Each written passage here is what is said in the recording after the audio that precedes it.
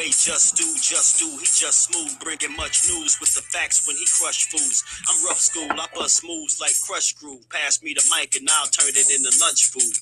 Just cool, but talk slick and he'll punch dudes. Cowards get the message and they hush like chumps do.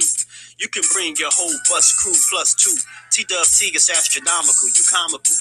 You a fool if you think we'll ever honor you. Them other channels ain't shit, no abdominal. This the face of new media, fuck a Donahue. You see my giant crew, we shine like a diamond do. If any trolls disrespect, yo, we finding you. We all surrounded you, it ain't no reminding you. He already done surpassed what you trying to do. So quit the fake smoke, you suckers better take notes. When you step into the chat, you better wipe your feet. Hit the like and keep your comments short and sweet. My homie just not a joke, you don't want to war. Plus a deep boxing IQ, you don't want to spar. He broadcasted from Jersey, so we straight, cause you deep in the dirt. That's why they call this the Garden State. You seem tough, but not a threat like a garden snake. We not scared of you, we chopping off a head or two. Mark your calendar, remember what we said to you. It's no option, it's just do boxing. Mark your calendar, remember what I'm telling you. It's no option, it's just do boxing. Word them up. T-Dub-T, we in the spot. LDBC strong.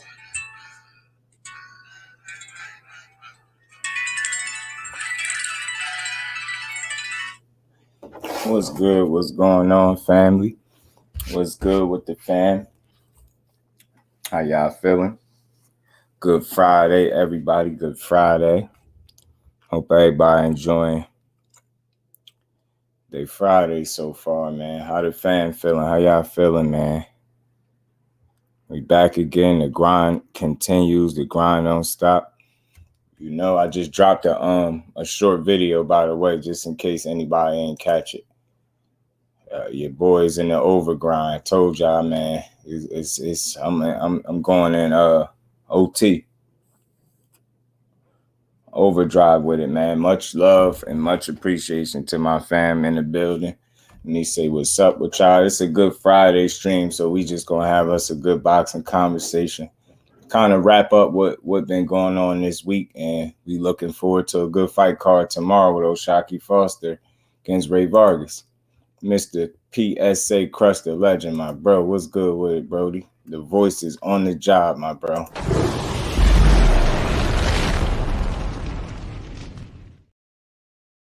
Would have been always with the dope intro.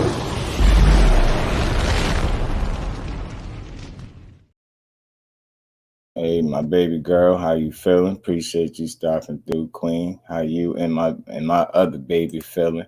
Appreciate you.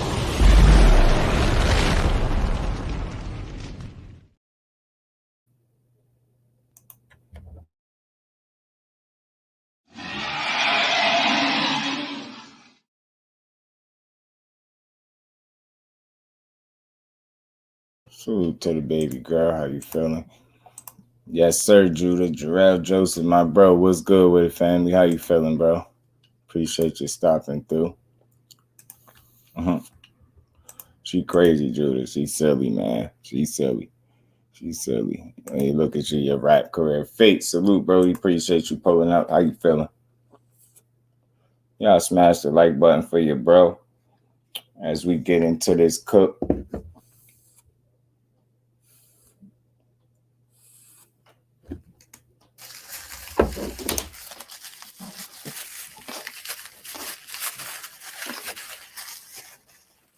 Hope everybody in the building is feeling not right on this Friday, man. Your boy on this overgrind, man. I ain't slowing down. I'm speeding up, man. Edgar Chavez, salute to my bro, man. Jersey in the building. Nephew and niece, hey, Crush. Yes, sir, man. You know it. It's an ERS, Crush. ERS. I'm a little different. You know it say Bridges is ERS. We Brit Jervs. Peace and love, man. Yes, sir, man. Appreciate everybody in the building. So how y'all feeling, man? So we gonna talk about it, and y'all free to come up. Crush, you free to come up and cook with me if you want to. I'm gonna just put the link in the chat because it's a Friday, and my family is free to come up if they want to. You know, I'm gonna just pin the link too. Pin the link in the chat. We're gonna have us a good boxing conversation as always, man. So Yeah, I know you know, boxing be filled with a lot of cap, as the young kids call it, right? And if y'all been hearing the news I've been hearing, this is what brought me here. This is how we here today. I know I heard a little whisper about it before, and I made mention of it on a different stream, but I'm hearing this Josh Taylor and Teofimo fight actually being pushed by Top Rank. I don't know. Top Rank, I don't know what they on, man. I don't know if this is real, but we damn sure gonna talk about it. We gonna build on it, man. We gonna build. We are going to build, man.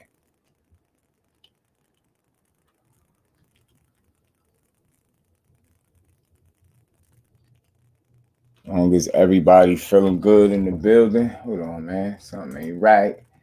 Yeah, but they pushing this Josh Taylor and Teofimo joint, man. Barrios a real one. I liked his responses towards his questions. Yeah, man. Salute to Mario Barrios, man. Hey, bro, off Subject Showtime just sent Ryan's camp a new contract stating that Tank will allow Ryan to be the A-side right. It looks like we got a fight. Somebody about to get their bluff called, so they can't blame it on Tank. Now, again, man, didn't I say to the family, do y'all now realize why I be saying just give it some time? Just let things play out, and we gonna get a lot of the answers that we be, you know, to the questions that we have. You get what I'm saying? Now, right on cue, they about to call this man bluff. So let's see what type of time he on. Let's see if he really about the action. You know what I'm saying? Let's see if he really gonna stand on business and get in there with Tank Davis. Now he's talking all this rematch call stuff, calling him a coward. It sound good. Now you're gonna have to stand on that, buddy.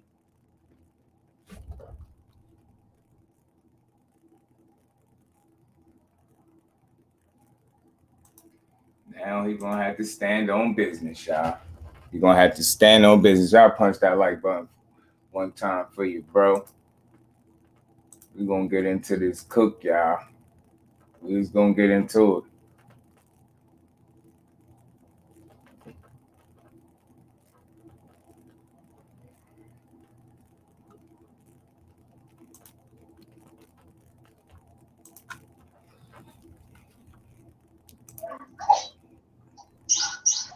Rush, what's good with it, bro? Yo, bro, salute to the family. What's popping, y'all? What's going on? I know y'all. It got me on suspension. I ain't a preloaded dude. I gotta do my shit live. I just feel better doing it that way. So that's why I did a pre-recorded joint. But I ain't load the motherfucker. Something energy was missing. You know what I mean? So I'll be back live in a few days, and this fucking on. Damn, what's up, bro? I see you at work. The voice doing this thing, man. Real quick, yeah, it's a lot going on, man. Cypher, salute, Brody. Appreciate you pulling up. Yeah, Catterall beats Taylor, gets robbed, and has his career on the shelf for 18 months. That's just it. I'm glad you added that. Salute, Cypher. That's why I added that. Crush said Jack Catterall robbed again. Reason why I said again, because we all seen that fight. We all know he didn't win it. You get what I'm saying? He outlanded Josh Taylor in every round except for one round, and he dropped him. So he got robbed there. Didn't get his opportunity to have them belts and call himself a champion.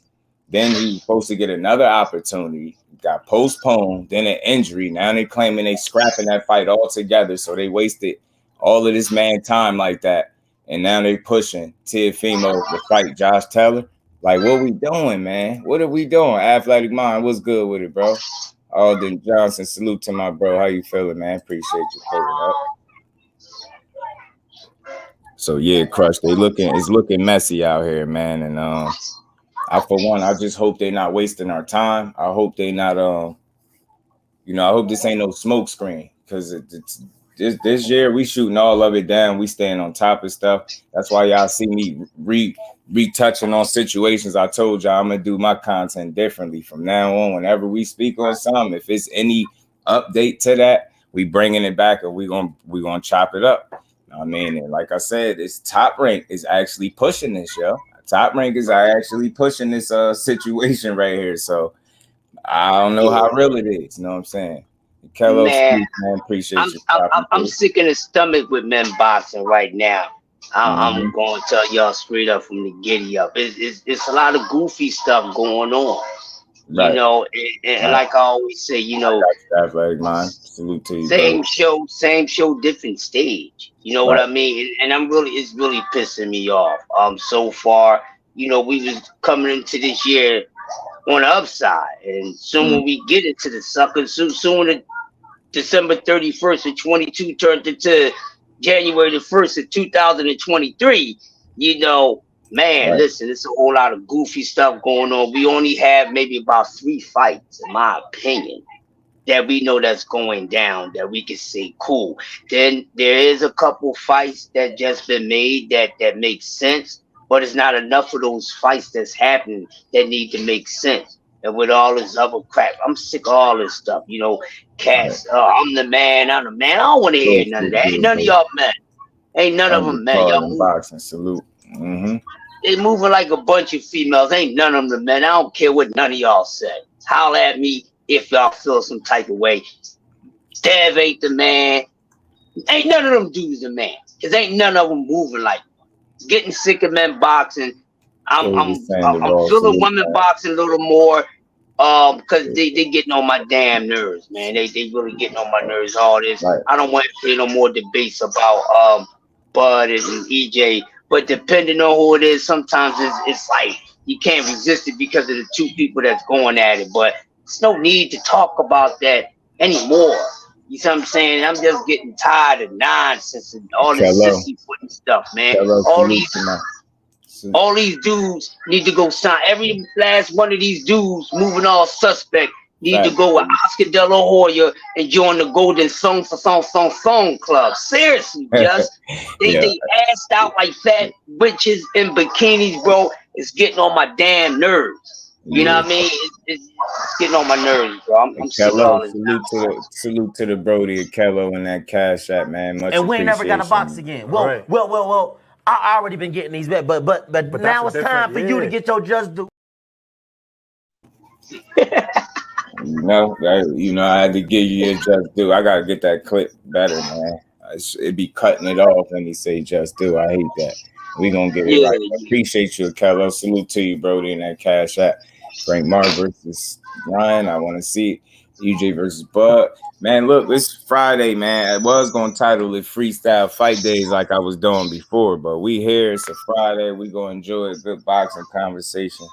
And we're going to wrap up what's been going on all this week. You know, like I said, one of the ladies' stories crushes this Tio. And again, man, all right, you keep playing. First it was Regis. First y'all was going to fight Regis. And Regis told you he was going to put y'all in the hospital.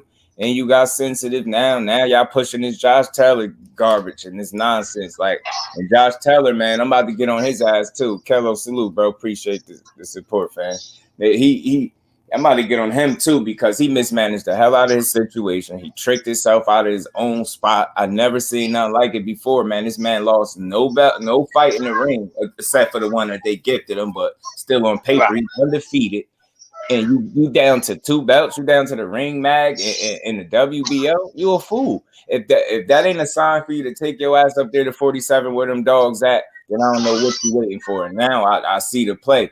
Your ass don't want to go up there and possibly run into one of them sharks. Well, you're gonna have to sooner or later, because once EJ move up out of there, man, it's free reign. You're gonna go up there, you're gonna run into one of them lions up there, one of them sharks. It's gonna be shark infested for you. You can let old Connor Ben take care of him. Ain't nobody over here gotta take care of that dude, because he don't want no smoke for nobody over here anyway. So you might as well get on with a fellow old cat from over across the pond over there in London, England, and all that. I know. You know what I'm saying, man? Like how they talk and whatnot.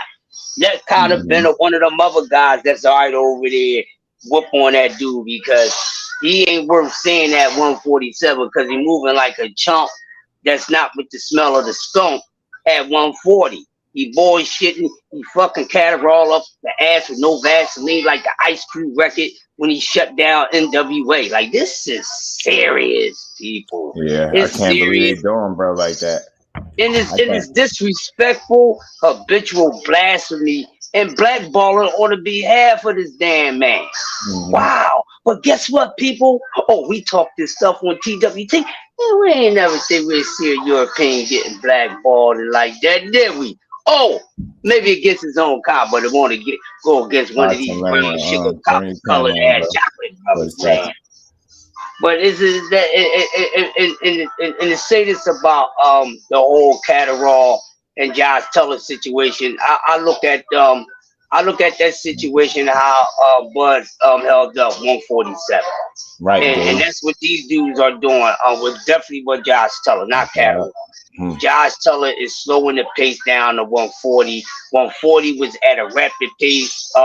Now we got guys getting fights that been knocked on the ass and never proved anything. They teleporting. They done stole they done ran down to the Wizard of Oz on the yellow brick road. They ambushed Dorothy, beat her the fuck up, and Rolly just turn your camera on for 2 seconds, and so I can make sure you a real person up there. Goddamn, Rolly then hijack goddamn Dorothy while she was walking down the yellow brick rolling shit and busted up her goddamn glass slippers, and he clicked the heels 3 times because that's the only thing was left of her because he turned them shits into motherfucking goddamn rooftop fucking goddamn sandals. You can see the toes, and he clicked the heels 3 times, and this motherfucker teleported into a title shot. So I didn't know, when did this circus show goofiness and all goofyism start in boxing? When you get knocked the fuck out, you become a star. This is the nonsense that I'm talking about, and I'm not going for yo boxing, man. The commissioners, all y'all stink right now. What are y'all doing? You got dudes that's getting knocked on the ass, getting title fights, they becoming stars and this, that, and the other for doing what? For not even proving anything, but proving that they not what they really said that they claim to be, that most of us thought they wasn't in the first fucking places, levels to this. And when y'all put these fights together, we gonna see what we gonna see, but you gonna try to change the narrative of what we see with our high vision. You can't televise or program these minds over here. So y'all need to stop it, because y'all gonna just make me shut it down, and I'm just gonna go over the women's boxing, and I'd rather listen to the family, give up the sources, and check out highlights and hear stories of highlights, because y'all getting on my nerves. Look at this nonsense. And then Broly and some other talk about he's gonna go at 40 and fight somebody. Motherfucker ain't proving himself at 35, and the only thing gonna be proven at this catchweight at 36 with Tank that he ain't never belonged in the ring with the man in the first place. That's why this joker, y'all want to jump on Tank. Let me get this for a second, fellas. Let me get about 3 minutes of this damn thing, because I couldn't do it. Cookies and milk on this joint, right? Go ahead and cook. Listen here, right? Oh. We can get on Terrence Crawford, right? Yeah, y'all know I'm a straight shooter. We can get on Terrence Crawford by not taking the lesser side and agreeing to everything with EJ, right? We can get on his ass. We rightfully get on Terrence Crawford's ass for that shit, right?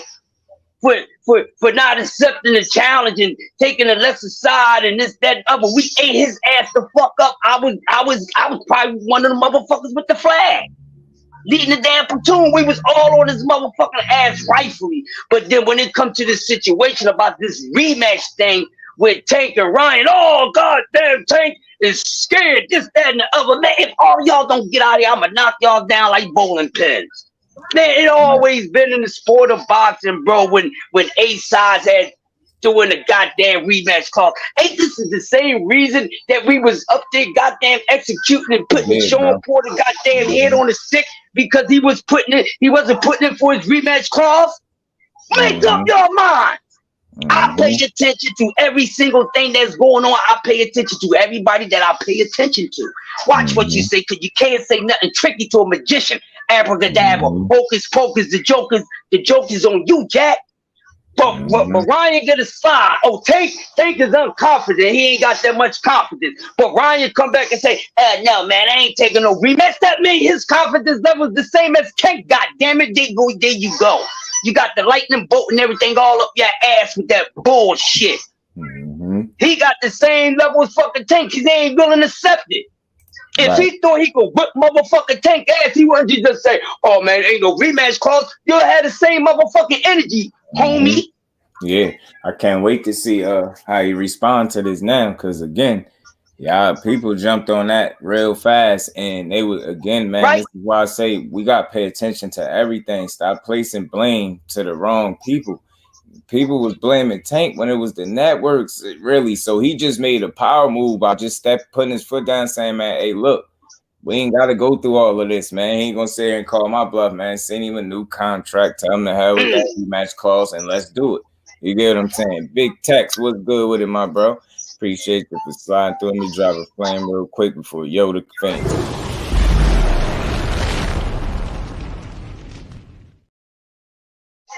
Right, so now, like the voice just said, and we all know, Tank throws a frisbee out there with some goddamn blades around him.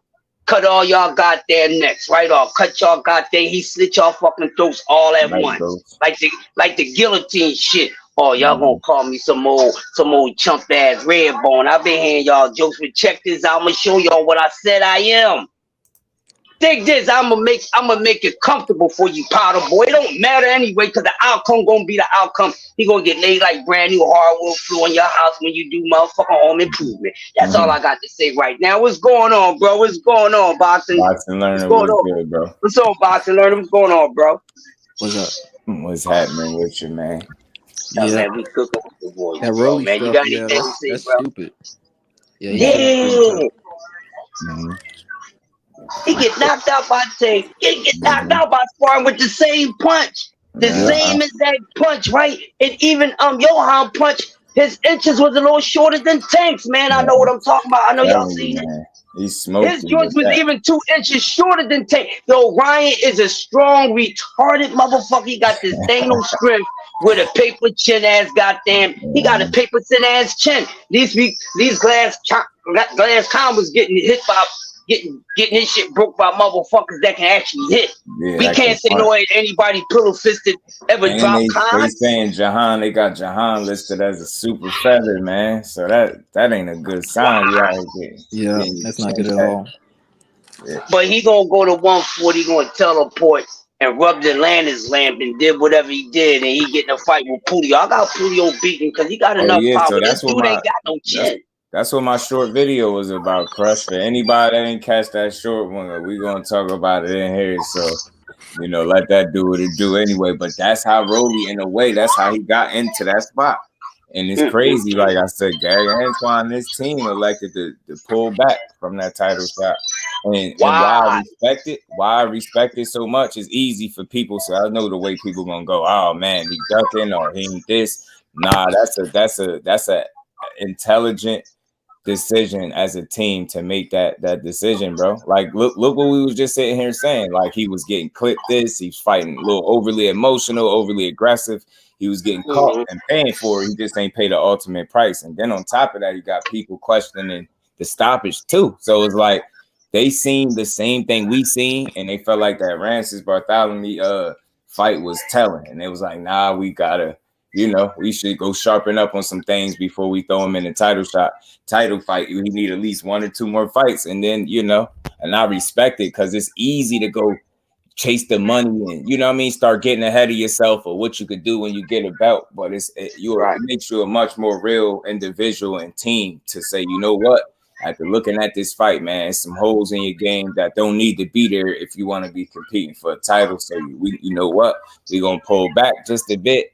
You know what I mean? Which in a weird way got Rolly slipped into the mix. And it's like that Tank stimulus package, man. That's the gift that keep on giving. You getting there with right? Yeah, this is crazy, man. Right. So, Johnny Q, my bro, what's good with it, Johnny Q? How you feeling? John Ingram, 5'6", and they got him listed as super feather. That's 130. I know he's fought above that because if the box rec weight is on point, but that's what he listed at. And I know Rolly get pretty big himself, so I mean that's crazy to see him getting put like that. You know what I mean? But I said this too. If there's anybody that could get embarrassed, if that's what you want to call it, and treat it like it never happened, it's Rolly. It ain't his time. It's not going to change him, man. He ain't going to care. Listen, Rolly is that dude, and I know every hood has this dude, and y'all gonna crack the fuck up when I say this shit. Every hood got that dude in the hood, right? Mm-hmm. Who's not good at fucking fighting, but he will fucking fight. Every time he fight, he get his ass whipped. Now he beat some guys. That's just guys he just beats them up, but he tough. But he still will go around. He's the type of dude that gets shot in his head and be running around talking shit with a bullet in his head and blood leaking out, talking about motherfucker, get the fuck out of here. He's put another bullet in my fucking head. That's Rolly. He do not care. Nothing is going to change him. He is comfortable with who he is. And you know what? I was wondering why people was always putting him on camera, because I think they was making a mockery out of him. He just go. He wanted. But the thing is, he's entertaining, man. And it's like, and that's why I don't dislike him. I really don't. I like Rolly. Trust me, I don't like him. I wish he had a better trainer, to be honest with you. I wish he had a better trainer, because that dude has something to work with. He got something to work with, man. Whatever it is he got. You teach this dude how to fucking be a good master class fighter. It's not a boxer. You know what I'm saying? He call him an MMA fighter. You know what I'm saying? He'd be good for that shit, man. But like an MMA fighter, for real, he is. He sound like an MMA fighter. They like to hear Rolly talk. Rolly don't care about what he say out his mouth. And he's so confident when he be saying that silly shit out his mouth, and you be sitting there looking at this motherfucker. You be sold on. That's what makes him dangerous. Dog. And I know this Rolly we talking about, y'all, but what makes him dangerous is he truly believes the stuff that comes out of his mouth, and you can't tell me he don't. That makes him dangerous. You know, we always said, like, just imagine like one of the crazy compulsive liars. That's a dangerous person, a person that lie about anything. So just think about a person that believes the stuff that come out their mouth that is crazy. He gonna approach them situations like that, because you can't tell me. You ain't have to like what he was doing against Tank, but I appreciated the approach. You can't tell me he wasn't in there trying to win. He damn sure he didn't hoe up. He was in there trying to win. So when I see that, it's like I see that you lack skill. But you also lack the guidance and the leadership in that trainer. No disrespect. You have to know that there's some things in there that he's clearly doing wrong. And if you don't correct him, you're going to limit his growth. Like, you get what I'm saying? It's obvious that maybe he's a young dude with the right schooling and putting in the work. You can be a better fighter. You got some qualities about you that will have you stick around. You tough. From what I'm seeing, I mean, I ain't going to be overly critical over no Tank knockout, but the Jahan Ingram one. You know what I mean? That's headgear and big gloves, and that's a super. That's a little concerning, but I do want to see if that's gonna make you gunshot going into this fight, and I really do. In a weird way, hope he do. I do hope he get this title shot and everything goes smooth, because he a live dog. Julio don't hit that hard. You get what I'm saying? He can box, but that power is not his calling card. So it's safe to say Rolly is gonna be around for them rounds, and if he can land the right kind of shot on dude, he might surprise us. RP, what's good with it, bro? Appreciate you pulling up. Rolly gonna have his Mayorga moment. He said Rolly gonna have his Mayorga moment. He's gonna have a Mayorga moment success, man, where he just gonna shock the world. And it could be this Julio fight, but you know, like you said, just with a guy that's dangerous, and he's really like he's really like living in his delusion, and making the actual delusion a reality within his own mind. You know what I'm saying? So he's in his own world around everybody else's world, and he don't come out of his world for anybody. It's like we all adapt to his world, and he don't adapt to the outer world. Ain't that some shit? Right. So with a guy like that, he's gonna have a moment before his career is over. It could be this one. He might get this, and he might get a big one later on down the line. We never know, man. But it's a sight to see. I don't dislike Rolly. I dislike his fucking trainer, though. And he's still my favorite yellow bus dude with this long seat. You remember the station wagons back in the day? The front seat had the long seat, and 3 or 4 motherfuckers could sit up the front of your grandpa's station wagon because they had that long seat going across. But they got that long bench seat right on Rolly goddamn yellow bus. But he's my favorite yellow bus driver and passenger. I fucks with his crazy. And it's like you forced to kind of understand him because he's around. He's always on scene somewhere, getting an interview, saying something off the wall. So it's like I think he really served a purpose in boxing, because you can't tell me he really won't fight you if you want to. That's one of those guys. I think he will. I don't think now that he done lost that, I'm pretty sure he definitely shouldn't care now. And that could make him dangerous. We're gonna see though. Hopefully his confidence, his punch resistance ain't too crazy, because if it is, he gonna be in some trouble. Because if you're gonna be at 140, it ain't safe at 140 at all for you, buddy. It ain't. Yep. Saying you gonna have to fight. My bad, boxers learning. What you got on it, Brody? Well, I think Rolly for 140, I think it's going to be a tough fight for Puello. Right. A little bit, like maybe the first few rounds. I should give it 5 rounds, but after that, I think Puello's going to run away with it.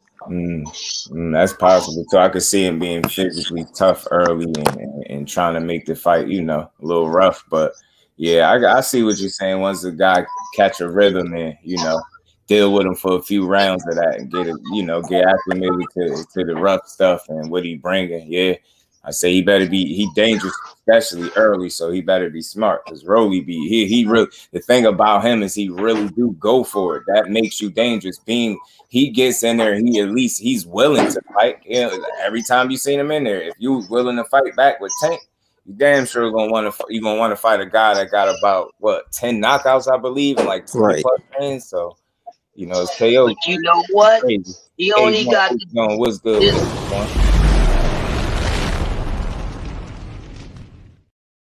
Thing he can do in this fight that'll make things a little easier for him.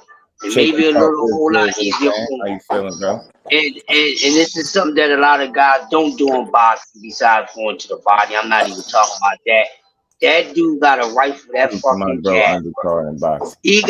He got to work that jab like a life of working that motherfucking palm doing 15 in life.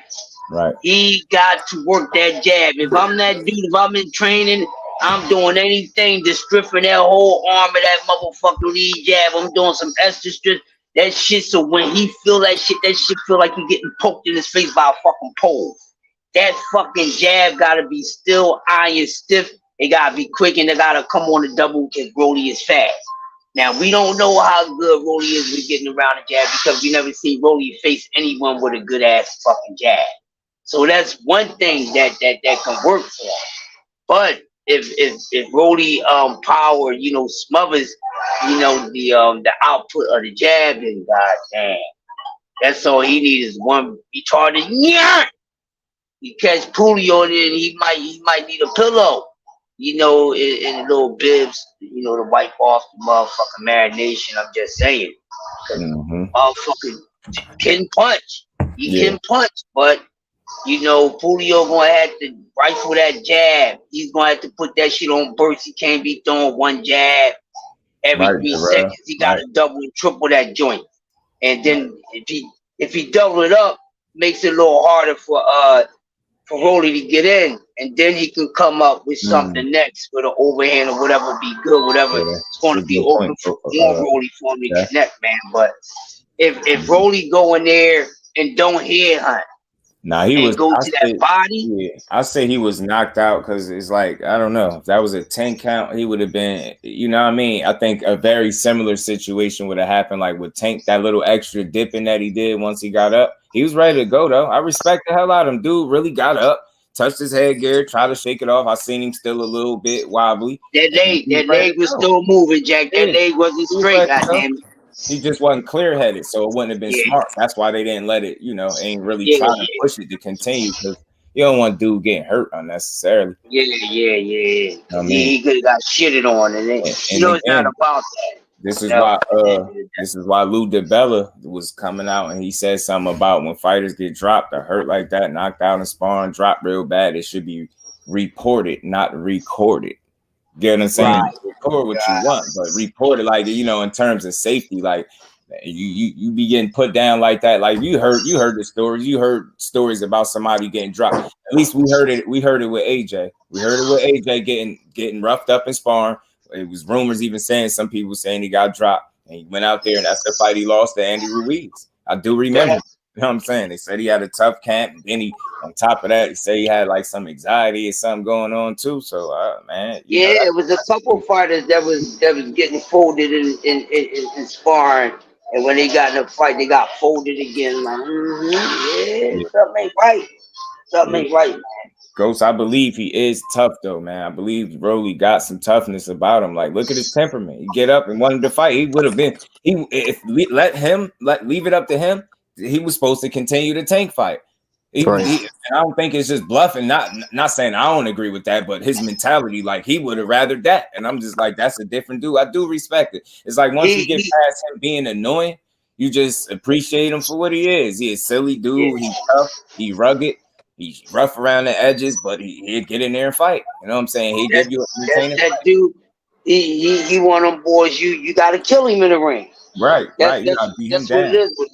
You got to get him out of there. You got to turn his water off. You got to cut his shit off. Yeah, I never. But he gonna keep on getting up. Have you ever heard about Rolly not having a chin? Either of y'all? I never heard it. Nope. That shit looking kind of not so good now. I just never heard it until seeing him get put by Tank, and then in this sparring now. Yeah, I never heard anyone talk about that. Well, so I ain't hear shit. I know what I seen. To be fair, I've never heard of Rolly fighting a guy that really had a punch. I've never really heard of it. Maybe he's fought some guys in sparring. So we never knew. We never knew, in my opinion. Exactly. Yeah, that's true. That's true, Larry. That's true. Right. Yeah, so it's like, and then with me, the way I assess it, it's deeper than not having a chin when it's Tank. Like that's Tank hit you. You know what I'm saying? Now, if you start getting put by these guys that ain't punching like that, then you got a problem on your hands. But you know what I mean? It's always the shots you don't see. And for sure, his technique was bad, and he overcommitted in sparring, and he paid for it. It's the very same way he did when he overcommitted against Tank. You know what I'm saying? He got that wide stance. He make that annoying ass sound when he punch. I'm pretty sure. They can hear him before he throws the punch. Right. And that's why I'm like, they're gonna pick up on that. They're gonna be like a cadence after a while, and they're gonna time it and time you. And that's exactly what the young king did. He only 22 years old, Jahan, and he getting some of that. You're getting some of that Tank treatment right now in a good way. Like it's good. He got him under the wing. He putting him on the undercards, letting him get some exposure. I think that's cool for the young kid. And I think it's fair too. Rolly benefited from the Ryan sparring. Why can't Jakeem? Mm-hmm. Exactly. Yep. Yeah. Yep. That's fact. Knockout. What's good with it? Knockout. Hey, what's up with Knockout? What's up, bro? Yeah. What's going on? Chilling, man. Seeing the brother Just Do live and sitting here in front of this computer. Figured I'd chop it up for a minute, man. Man. You know you're always welcome to do so, my brother. What's going on? Hey, man, go ahead and cook, man. You in here, man. We just gonna sit back. The alchemist is in the building. You know what I'm saying? So go ahead. I'm guilty of just seeing that the link was here, hopping on, and I don't even know what y'all talking about, bro. So right. Because he don't need no preparation, no nothing. He just you know what I mean? Bro, don't need none of that. What we talking about? Strangely, oddly enough, Knockout, we actually was in here giving Rolly his just due for being what he is, a tough, rugged guy that'll get in there, be entertaining. He actually will fight you. You know what I mean? I said if there's anybody that could get embarrassed in sparring and come back, it's damn sure Rolly Romero. You know what I'm saying? Yeah, guy, he can get knocked out 20 times and he ain't gonna stop being him. That's so we giving his respect for that, man. Shit. I just think I think Mayweather Promotions is like after losing Tank, I think it's a bad move. If he's truly fighting Alberto Puello, that's like they done gave up on him, bro. Like that's a bad move. Think you're gonna get took to school. I mean, typically from me studying boxing shit, like you just lost to a southpaw, right? The last thing I think you need to do is move up in weight and fight a southpaw that's longer and rangier and can box really well and then like Jackson Marinez was outboxing you too. Like I don't know what they doing with him. I would have liked him if he could still make 135, stay at 135 and maybe try to work his way back up there and use that strength and that power punching ability because he clearly can't box with Alberto Puello. His best bet is to just, you know what I'm saying, catch him with some shit that he don't see and hope that he can hurt him, bro. And then how do we know his power gonna carry at 140? Right. So that's the greatest asset we don't even know about. And then, bro, that sparring, like people clowning him and shit. Like I ain't really on that. I would just say he got knocked out by the same punch that Tank hit him with, bro. That tell me everything I need to know. You ain't getting better, bro. You literally did the same shit. You walked that dude back to the ropes. You kept throwing a 1-2, 1-2 over and over again, and then you went to go try to throw a left hook down to the body. Took your right hand all the way away from your face. that dude caught your shit and fired back a sharp left hook counter, similar to what Tank did, and then your ass would sleep again, bro. Yeah. and then Tank probably, and then that's the other thing. This time it was with 16-ounce gloves and headgear on. Like, how we know Tank ain't rattled his cage, bro? I said that. I said I think it's a real possibility. I don't know yet, but you know, dude listed as a super featherweight, and you know, for you to get cracked, like I said, I kept saying that the headgear and big ass white gloves, man, that's not a good sign, bro. Dude ain't that big at all. If you seen him, Dolfo salute. What's good, bro? Hey, knockout. I wanted to ask you while you're here, what you think about them pulling Gary Russell up a bit? Gary Antoine pulling him back a little bit. Think he need 1 or 2 more fights before he's ready, and then this allowed Rolly to be able to slip through the back door. I mean, that shows that they really want to make sure with Gary Antoine that he gonna be set up to succeed. Right. They feed Rolly, and they want Gary Antoine to be in a position to win. And I mean, he got caught by a lot of shots against Bartholomew, and then I'm sure they looking at the camp. They probably want to get that camp stabilized because ever since, you know, the passing of their father, man, may he rest in peace, they've been on a downturn, bro. Gary Russell lost. His little brother that's at 120, 118, 118. He just took a bad L. Gary Antoine was taking big shots from Bartholomew and got hurt in that fight. They didn't have a good 2022, bro. So I'm sure they want to get that camp stabilized before he go into the biggest fight of his career. He needs some more stability going on, bro, because they ain't having a good year if you're really paying attention. Yeah. I for me, I respected the decision because I feel like a lot of people, when they made a decision to pull back, they'd have just went for it anyway, went in there knowing damn well they need to work on some stuff, and they would have got their fighter beat up. I feel like he's just too young. It ain't no need to rush that situation. He clearly was emotional a little bit to me and overly aggressive, and it almost cost him. He got touched up a bit. And it's cool to see that they made a real assessment after that performance, because as I read it, that's the performance they highlighted that made them say, hold on, we need to take a step or 2 back and get him another fighter. So I like it. Yeah, man, what's good with it, bro?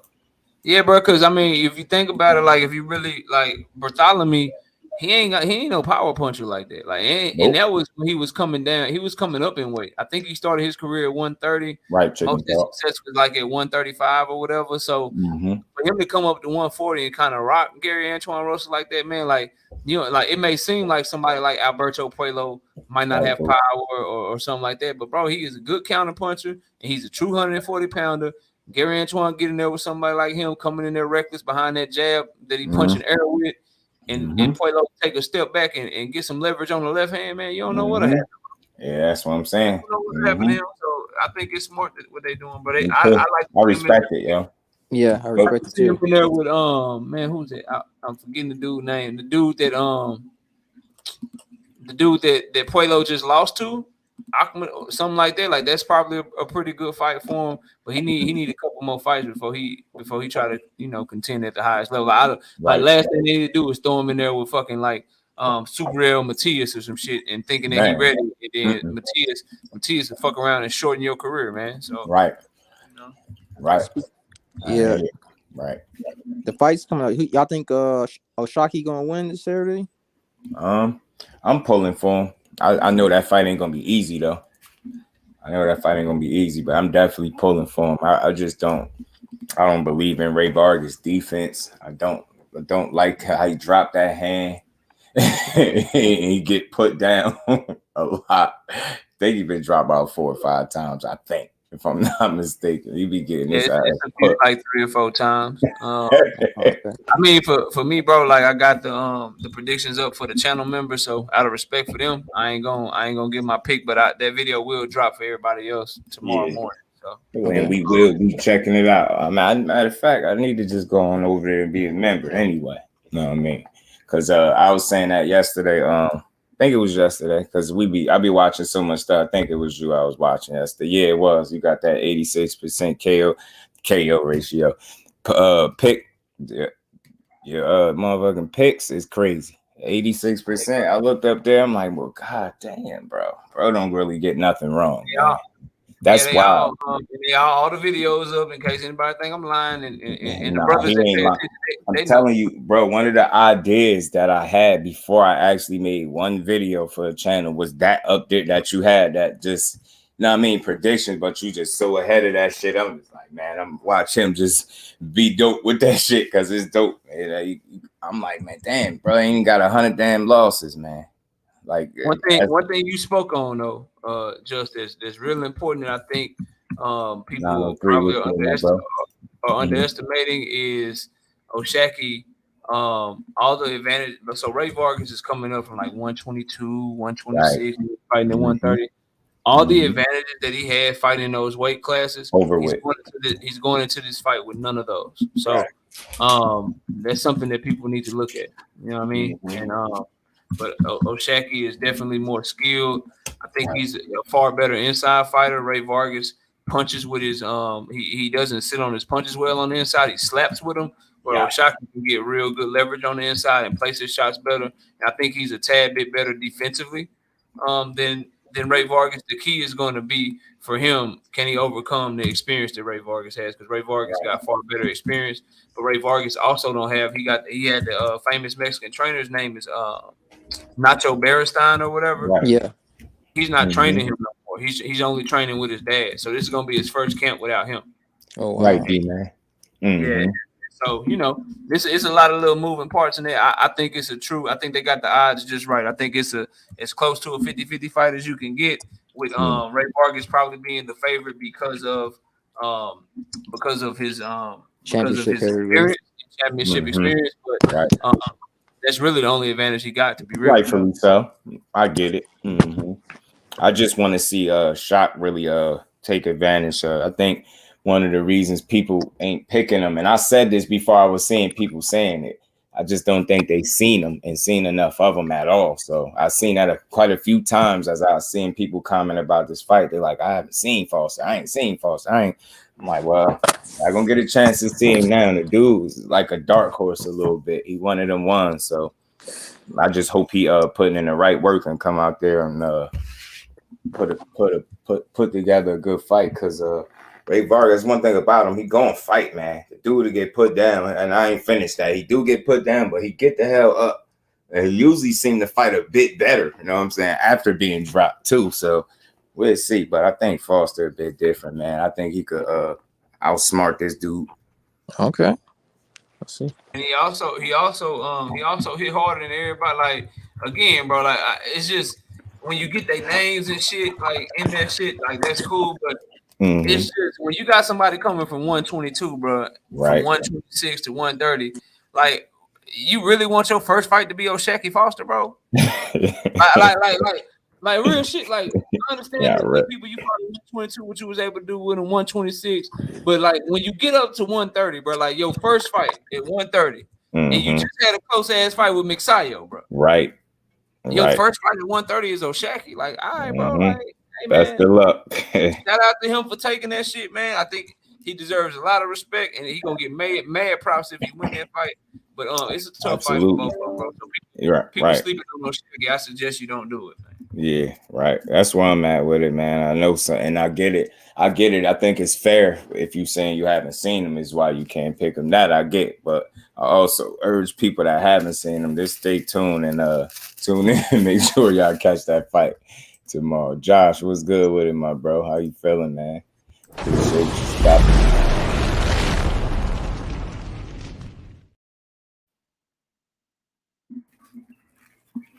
Yeah, man.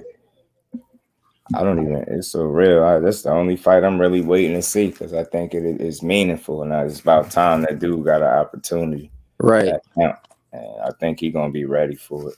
Right. And Mario Barrios is fighting too, but he's not.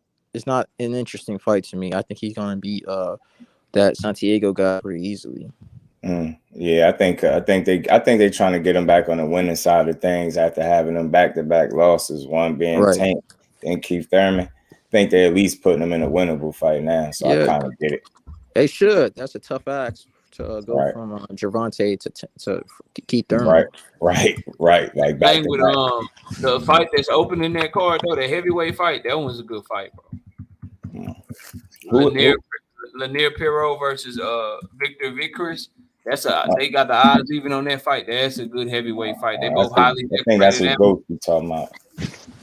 The Pirro guy. Ain't that who Ghost? You still in here? I think that's who Ghost be. Yeah, that's who we talking about because he from Cuba. Right. Mm-hmm. He beat Frank Sanchez in the amateurs and shit. Mm-hmm. He went to the 2016 Olympics out of Cuba. So we all know what that means. He got mad boxing skills. Okay. Then he also the guy Victor Vickers. Both of these fighters, they both did the World Series of boxing. So you talking about some highly decorated amateurs, bro. Ooh, yeah, that's good. It's gonna be good, bro. I definitely want to watch it. And he beat Frank 4 times. Crazy because Frank really is he can box pretty damn good. Right. What's up with him anyway? When is he gonna fight? Shit, if I know. I don't know. What is he in the win? I forget the last name I heard be mentioned with Frank Sanchez. I just don't remember. Didn't he come off a knockout in his last fight? I thought he did. I'm gonna go check. I think he did. Be tuning in and watch him. Yeah, I gotta watch. I want to see the whole card, to be honest, but I'm definitely just looking forward to the main event. Right. Little brother, superior talent though, 22. He said George Duckin. I don't know what they doing with Joe Joyce. They got him fighting Big Zhang or some shit like that. Yeah, he fighting Zhang on April 15th. That's gonna be like 2 damn juggernauts in the damn ring for real. Man, Zhang about to get knocked back to China. It's gonna look like 2 big juggernauts, but the juggernaut is gonna win it. I believe. Right. Gonna grind his ass down. Carlos Negron, he knocked his ass out, didn't he? Stretch. He won me back over with that performance, bro. Because that one before that was lackluster. I was like, nah, bro, you don't. And then he come back and get a nice little knockout. So I'm like, all right, he's still alive. He be out there looking like he could do so much more. That's what it is. He be looking at like, bro, you can do so much more, Frank. He wants super chatted for you to do the trade crush. Salute to my bro. He said make the damn trade. Yeah, that must be a fantasy. And we ain't never got a box again. Well. I already been getting these bet, but now it's time for you to get your just do.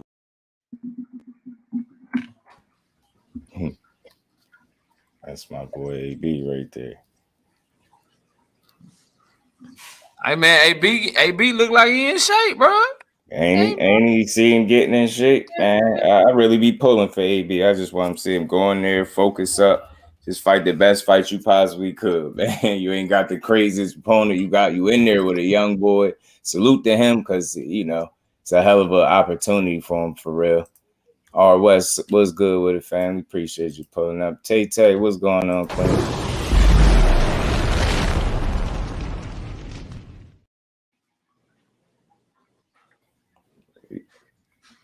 Actually looking locked in, man. I hope he come out there and really fight.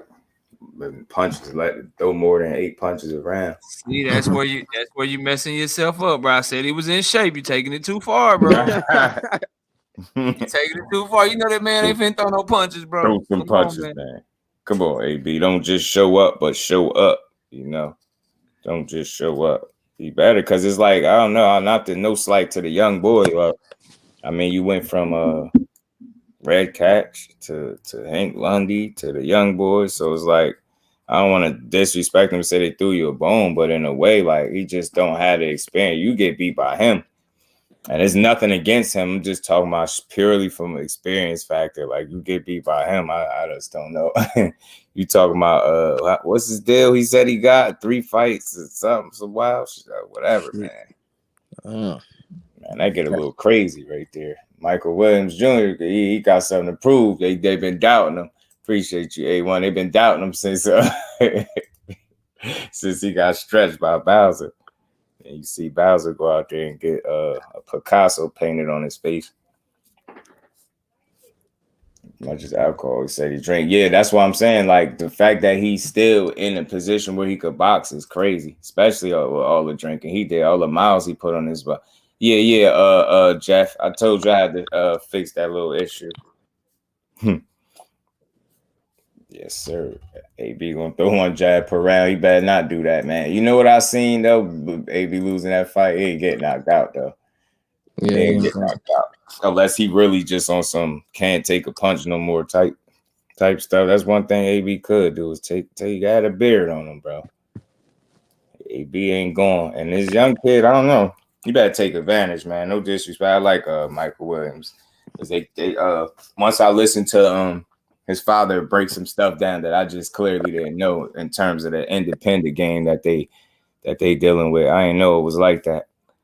Like they criticized the opponent selection, but he he gave some insight on how their opponents are chosen and stuff like that. I just didn't know that. Talking about like, in terms of the money, so they gotta pay for, who they could afford. So if it's shit, the cashier at Walmart, that's just what it gotta be. Yeah. So I'm like, damn, I get it. I just didn't know it was like that, but it makes sense though. Right. The guys with the big backings, they got the money to go get the guys with the good resumes or whatever the case may be. Mm-hmm. And they don't have that opportunity being independent. It's just tougher. And ain't like he ain't say it in a way where he sound like he was complaining or nothing. He just this is what it is. This is what we gotta do. This is what we doing. Yeah. Yeah. Is he like in his 30s or is he in his 20s? Oh nah, Michael Williams, he young. Okay. Young kid. He young. That's why I said this opportunity with Broner, he getting the opportunity of a lifetime, to be honest with you. And he even said he don't think he would have got this opportunity had it not been for the situation at hand. Like maybe somewhere down the line, maybe, but he even know it. So no, he got to be motivated to some degree to go in there and try to actually win. You know what I'm saying? I expect him to. Yeah. So he can go for it. It's tomorrow. PBC.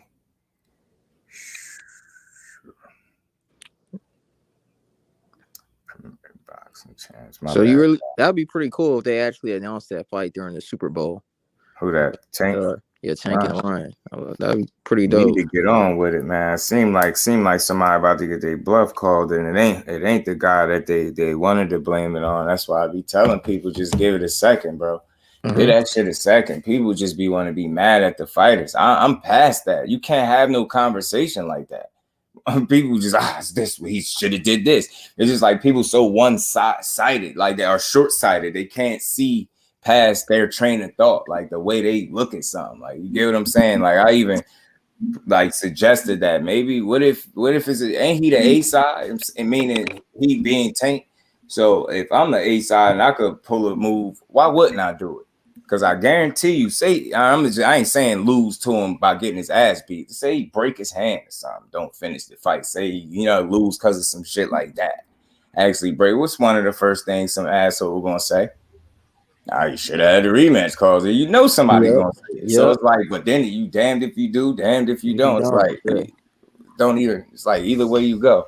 Mm-hmm. I'm just glad that y'all ain't heard yet. Go ahead and catch super chat. For the ladies and bro in the chat, TWT team, shout out for you just for the platform. You already know my bro. Appreciate your undercard and boxing. And we ain't never got a box again. Well. I already been getting these back, but now it's time for you to get your just do. Y'all don't know what's going on then, huh? I heard something about a new contract being sent and rematch clause getting scrapped and bro ass ready to put hands. So is the ball back in their court? Or am I wrong? Yeah. So Michael, Stephen Espinosa said what he said last night. I keep telling y'all, you know what I'm saying, don't listen to people. They just want to act like they say the fight's still happening, right? Right. Then Michael Benson reported 2 hours ago. He said Gervonta Davis with Ryan Garcia now appears to be back on track and could be signed today as PBC have sent over a new contract, which would allow Golden Boy to be the lead promoter if Ryan wins and Gervonta activates the rematch clause. Mm-hmm. Right. So Gervonta gave into some shit that he shouldn't have gave into, but he want to fight so bad. Right. But it's exactly what I told y'all was gonna happen, because I told y'all Oscar De La Hoya was asking for some shit, just hoping they say no so they could walk away from the fight. Oscar De La Hoya responded to that shit. Right. He says, I remain focused and determined on finalizing Tate versus King Rye. Contrary to leaked reports about the rematch clause, there's still a couple points with strings attached that need to be ironed out. Now, somebody correct me if I'm wrong, but isn't Oscar De La Hoya the one that leaked the reports about the rematch clause? Right. And didn't he say that was the only thing that was holding up the fight? Absolutely did. And now he's saying there's a couple of more points all of a sudden. So they gave in to what you said it was. Right. And now there's a couple of more points, and then you got some strings attached and shit, man. I told y'all they were just asking for some shit that you never asked for in the history of boxing. Right. Hoping that they would say no. Tank and his team called they bluff, said yes, resent the contract. Now it's some more shit. Come on, right. I heard that it was similar with the what's that guy's name? Zerdo fight. That they didn't want to fight, but Zerdo wanted to fight. And so, he kept on pressing for it, but behind the scenes, that Golden Boy really didn't want to fight. Right, chicken talk. I think people just want something to be panicky about or something, man. That fight need to happen. I think it's going to be delivered. Grindhard Sports Nation, what's good, bro? Appreciate you stopping through. And I told you people jump the gun too much in boxing. We be too mad. You know what I mean? Tank having doubts. Why would you need a rematch clause? You said you under fight. It's like you said you was fighting Devin Haney anyways. Like, damn. I'd be mad as hell at these fighters, bro. That don't even be that serious, man. He handling business, man. Let that man get in there, give old Rai a lullaby, and keep it pushing.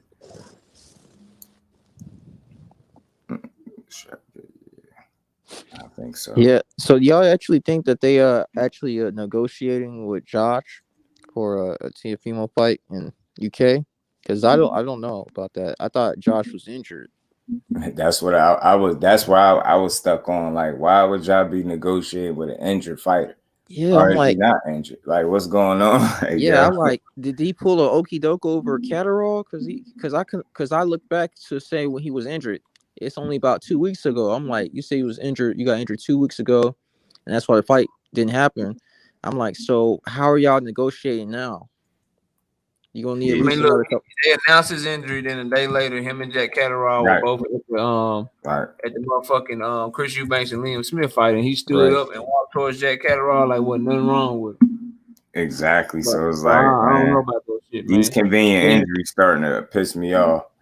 Yeah, and then Teofimo, I'm telling you right now, Bob Arum loves people that look like Josh Taylor, Vasily Lomachenko and shit. And he see Teofimo looking like he ain't shit. He trying to build Josh Taylor off of Teofimo, bro. Before Josh Taylor go to motherfucking 147. Yeah, but Josh already got his legacy, in my opinion. He went undisputed. He just lost to Jack Catterall, in my opinion. Yeah, he got beat up, man. Got a nice little gift in that one, man, for real. Yeah, everything you said is facts, bro. He got his legacy already, but they ain't trying to have him lose again. They ain't trying to have him in a tough fight again. They're telling what that tells me is that Top Rank and they matchmakers, they believe Teofimo Lopez is an easier fight for Josh Taylor than Jack Catterall, bro. I agree with you. Appreciate you, bro. It's something about Jack that it just disrupts Josh. I don't know what it is. The way he fight. Mm-hmm. But Teofimo, I think he gonna have plenty of opportunities to counter Teofimo. Well, it's that Southpaw versus Southpaw shit. That's why Regis gave him so much trouble too. He don't fight good against other Southpaws. So but you put him in there with an orthodox fighter, he a problem.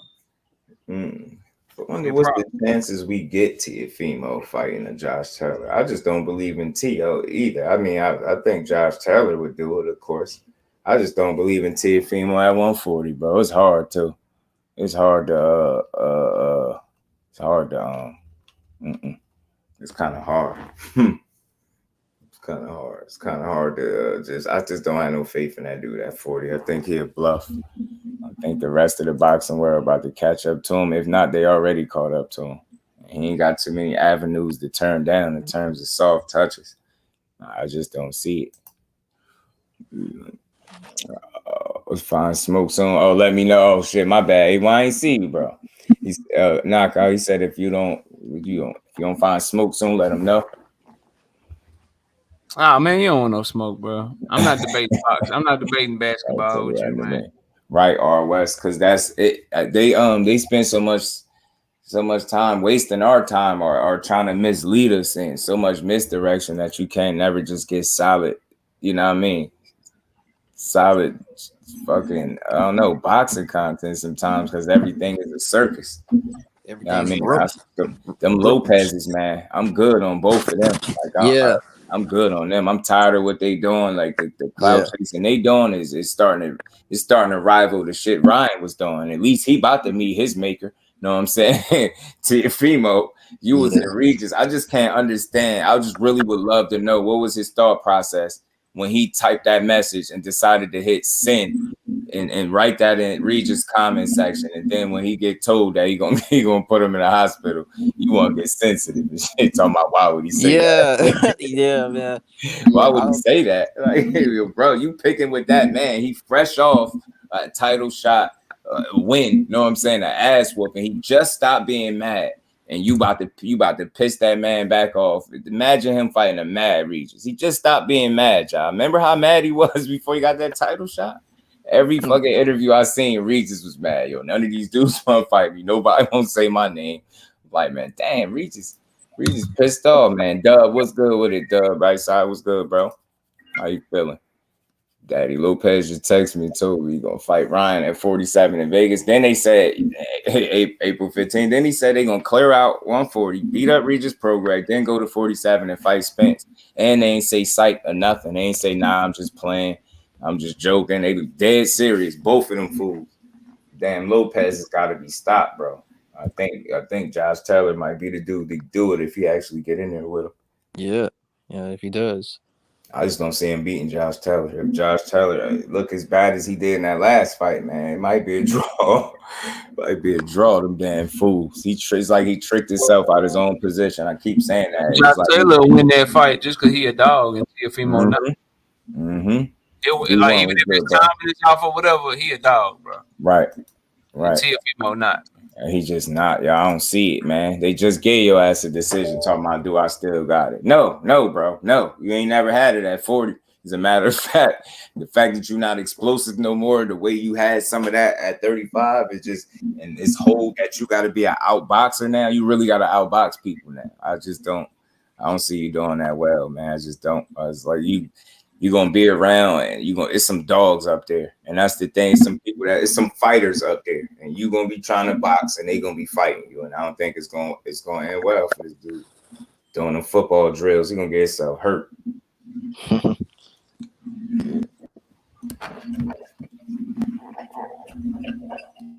A1 said he'd step into the boxing room, tell her with her TL right, Johnny Q. Smash him.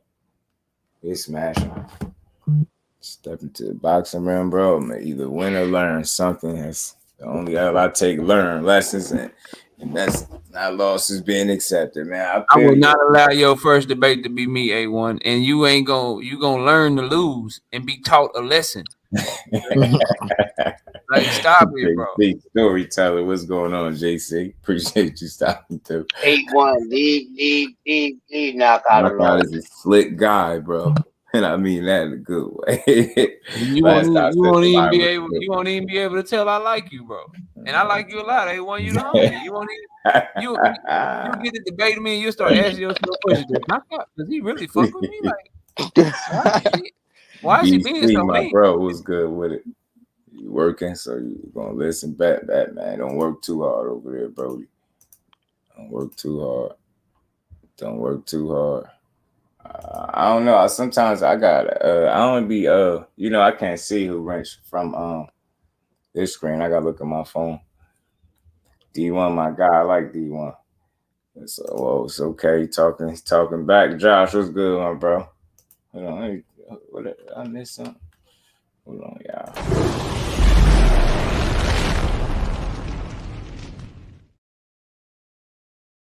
In there, man. Getting in that ring, man. Salute to the family. Man, you can pick the topics, bro. You can pick the top. I even let some TWT brothers judge for you, bro. Oh, shit. Sway the panel. You know what I'm saying? You can pick whatever topics you want, bro. You ain't got to tell me ahead of time, bro. You can just come with it. No shit. The rest of y'all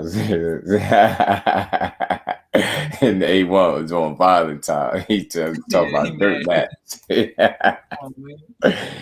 That debate series is definitely one of the best ideas in the YouTube boxing community for me. It's dope. Take a lot of concentration and man, that take consistency, man. You constantly finding ways to put dope people in there. It's like it's a version of it's like Smack in a way, but boxing debates. And he smacked DVT, put them joints together and put on the show. Tell me that's not what it is, because I always knew the point was to learn. Like when you sit there and you really watch two people that know they shit, that's you supposed to get something out of it. Right. It should be like a loss. I know I'm a corny dude. That loss shit that really wouldn't matter to me if I was the one doing that. If I was into that like that, I wouldn't care. Just wouldn't. Because if you were really in there with somebody that's sharp and you can't learn nothing from it, then what the hell you doing? You better be able to learn some shit. Yeah, them battles, they dope. I'll be catching them. I'll be over here. Even though my son think he LeBron Curry, so every time I go live, he want to go in there and dunk the basketball for hours on end. he play 2K. He go from 2K to there and emulate whatever he think he's seen LeBron doing or Steph Curry shooting. And he go in there and do it on his little court. And he got Quee. What's going on, sis? Appreciate you pulling up. How you feeling, Quee?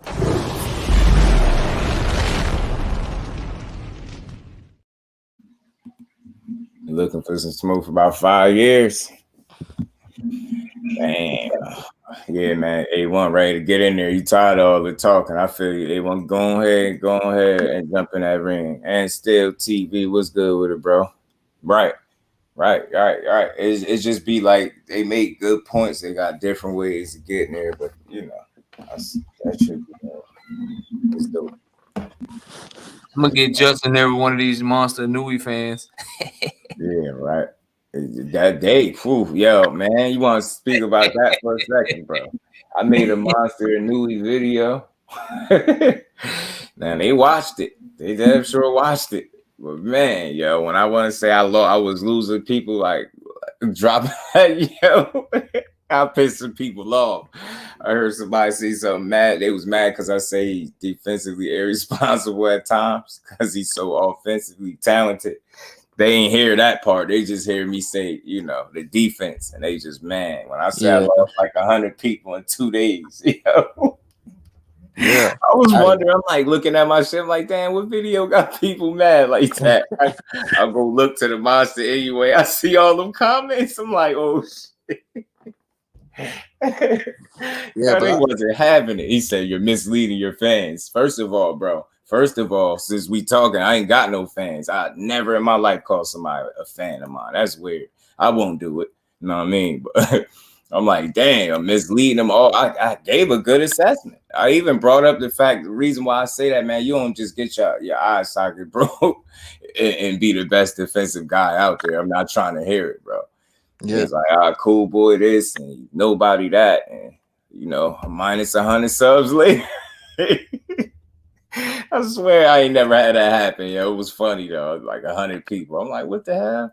Damn, y'all be sensitive as hell over y'all Monster anyway. They ain't trying to hear nothing about bro. I suppose dead fans now they don't like they can't handle it. See, he perfect. They can't. One day I was going back and forth with somebody just a bit. I wasn't really going back and forth, but Knockout popped in my mind because I heard him talk about some shit and I could not think about it at all. I was like, he'd be perfect for this. But you probably would have lost a brain cell or two because the person started the conversation off saying Errol Spence ducked Terrence Crawford when Terrence Crawford was still at 140 and she was dead serious. I was like, man, it almost took me out the game. My voice started changing in there. I was like, she dead serious. She ain't saying like, nah, I'm just playing. Like she was dead serious. I'm like, oh man, yo, I don't know, man. His fans different, yo. His fans straight up different. They love that dude. A1, you got my number, bro. A1, you got my number. Just text me, bro, and it's cool. Just text me. Salute, fan. Got it, bro. All you gotta do is text me whatever topics, and we can do it any day next week. My schedule open. So Monday, Wednesday, or Thursday night, whichever one work for you, I'll announce it and market it and all that shit for you. A1. Just text me and let me know what subjects you want to do, bro. All right, bro. I'm gonna get out of here. All right, bro. All right, boss. Salute to you, bro. Jay Wash, what's good with it, fam? A1. I go KO though. Nah, you gotta see, man. You gotta do some homework. I be trying to tell y'all, don't be against taking no notes. Y'all tripping. I love to hear when somebody say they had a notepad. Everybody ain't gonna just be. That's our problem. Everybody think, nah. If I'm doing it, notes. I smoke a lot, bro. Look, notes. I need some notes, bro. I have mad pairs of notes. I have mad pages of notes when I judge that debate. Y'all over here, man, talking about y'all don't take notes. Fucking up. Take some damn notes. It I made don't me remember mad. all You'll that never shit. tell me some shit like that. You'll never judge another one. Man, I'm telling you, man, you got to take some notes, man. I think it's only because it's fair. It's like that's the way I see it. When I hear whatever the question is, and you go off of who answering it, and each time they made a point, I don't give a fuck if it's 20 of them bitches. I try to get them all down. I mean, just to make it, you know what I mean, worth it. Like you're gonna do it the right way. I feel like I take notes, no problem. I do it off the head. All right, well, go do it off the head then. And gets cooked. Being there, the motherfucker that took his whole round and did 2-3 minutes talking about that's your time. That's your ass. That's what it is. Hey, You bro, just look, don't know I it tell yet. you in a heartbeat. I know a lot of the shit. A lot of it is off my. But bro, I come in that bitch with a full slate of paper and typed up, but knowing like what points I want to get to just in case, bro. Right. Like, See, and that's coming from one that do it. You know what I'm saying? And be sharp at it. I just don't think nothing wrong with sharpening. Don't be fooled. If you can do it like that, then go for it. Just be dope like that. But man, you could save yourself you know what I mean, by writing notes, taking some notes, bro. Yeah, that's what I'm saying. D1 ain't nothing wrong with that. Better. I don't know. That's the way you get sharp. You might get to a point, then it just be clicking for you. But man, look. My memory, man. Sometimes I might forget who fought last week, bro. I have the wrong kind of day. You ask me a question, I'm like, what? Man, I had the fight poster up one day last week. That shit ain't just for judging. Like, bro, if you get ready to debate me and you ain't got no notes and shit, you ain't got nothing that you come. I already know I got you, bro. Oh yeah, you didn't prepare enough, bro. Right, and that's that. Don't be arrogant and be up there getting smoked with 2-minute rounds. I seen it happen. Come that bitch and try to talk to me for 3 minutes, bro. You like that's really? what I'm saying. You can't do that, and it's like it's not about. I don't know how people look at stuff. I think part of being able to compete is knowing what you up against, and if your arrogance won't allow you to see that, then you lost already. If you can't find it in your mind that like you doing this shit, you can't say, the dude on the other side sharp as hell, I'm gonna have to be on my A game. Like, don't just say it, really believe it and act like it, bro. Don't just try to say it. If you know that, you're gonna prepare a certain way. This is how I feel about fighters in boxing. If I hear a fighter shitting on a dude that I know can fight and they serious about it and they just not gonna give them no credit, I can't root for that person. Unless you're gonna have to go, you really show me like that the other guy on the other side of you ain't shit. And I just don't, it don't be like that. So a lot of times you sell your opponent short, you get your ass schooled or beat up. Look what Chris Colbert did. I'm gonna just use him as a perfect example because it was like instant karma. He said, everybody that they say could punch, I beat up, do this too. I never been hurt, never been dropped, never this. All them nevers, all that shit happened all in one night. All in one night, bro. All of it in one night. I said, damn, it's like just had a fight at this point, bro. Stop talking. He was saying too much. And I was like, damn, he doing a lot of talking. And you see the fight, I'm like, he was hanging for a minute. Because I don't know what people say. I still think he can fight. I'm not one of those people that as soon as you lose, it's like, oh, you can't fight at all no more. He could fight, but he talk a lot. You get what I'm saying? He talk a lot. And you're going to put a bullseye on your back whenever you talk that much. But he still can fight, yo. He just ain't no puncher. What surprised me the most, not the loss, is that he curved out. Like if you was a dog and that was a dog fight, yo, you would have lost because you tucked your tail. Like you turned your back. You know what I'm saying? Yeah, like, that's facts, right? Hey, you hear when they ask him about when they asked Chris Colbert, remember Chris Colbert got into it with Gary Russell, you remember that? Mm-hmm. And then they asked Chris Colbert about Hector Luis Garcia in the interview. He said, I don't have to fight Hector Luis Garcia again. See, all I got to do is fight somebody else for a championship. And then it's like I never lost to him. I'm like, nah. I'm like, nah, bro. You damn bad, bro. Most City Minutes. What's good, my bro? How you feeling? Man, what's the deal, man? What's up, Just, man? What's up, Knockout? What's the deal? Hey, what's poppin', bro? We just sitting here chopping it up. A nice little Friday chop up session, man.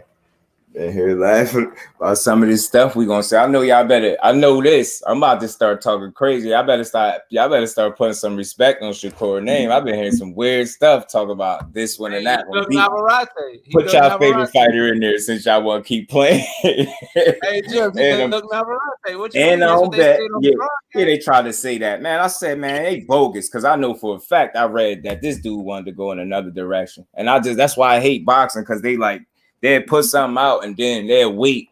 You gonna wait till that man establish somewhere else talking about he ducks you? I seriously doubt it. You know what I mean? Why would you wait? Or you should have been making noise about this dude ducking you. I'm like, nah, I ain't giving him that. Hell no. And y'all better stop. I like Frank Martin, but y'all better stop. Y'all better stop that. I know y'all love y'all some Frank the Ghost Martin. I do too. You know what I'm saying? Hopefully I'll get him on here. But y'all better stop. I know y'all like the nice shiny new toy. I know y'all like the shiny new toy. All I'm trying to say to you, Just, is this, bro.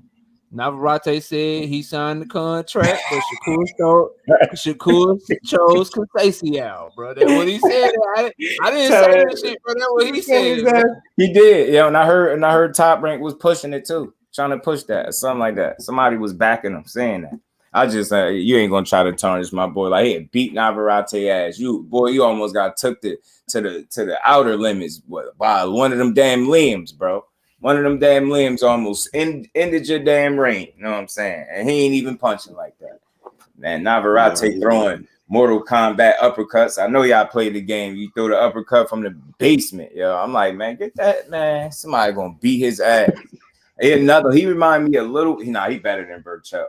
Nah, he got more fight game. But Burchell was a guy once I seen him. Burchell was good when he was younger. As he got older, he got old. He aged badly. Yeah, he got old quickly. Quick. Yeah, it's like by the time I really start seeing them, I was like, I just don't see what they selling me. Like, what is this? Like this monster guy, this the guy? I'm like, I don't see it. Because Burchell had the same avoidability as the other, guys. How Rigo got avoided, and Burchell used to get avoided. The whole boogeyman concept came early in his career. It wasn't accurate later, but I was like, gee, I couldn't believe it, bro. I was like, man, this dude, man, unbelievable. I just couldn't see it. And then I'm like, and he blocked punches with his face.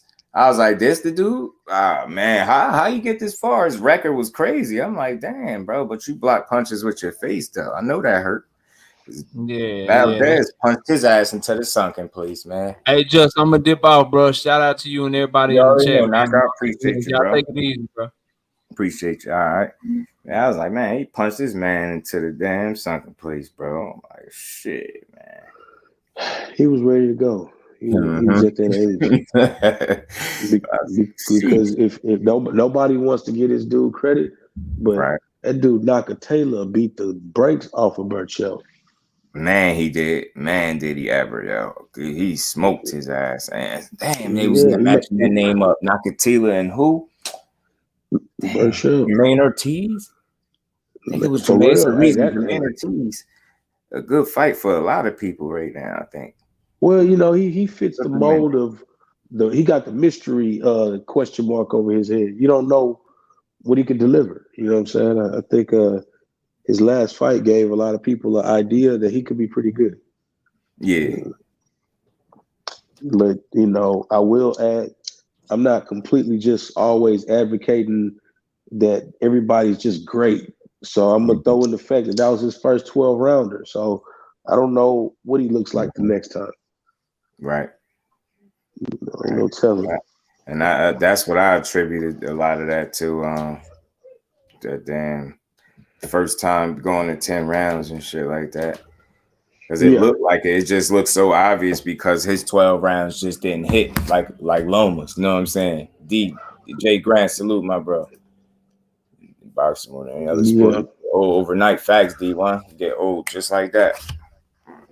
Loma got a more structured 12 rounds. He knows what he's not going to do on these rounds. He knows what he's going to do on these rounds. 100%.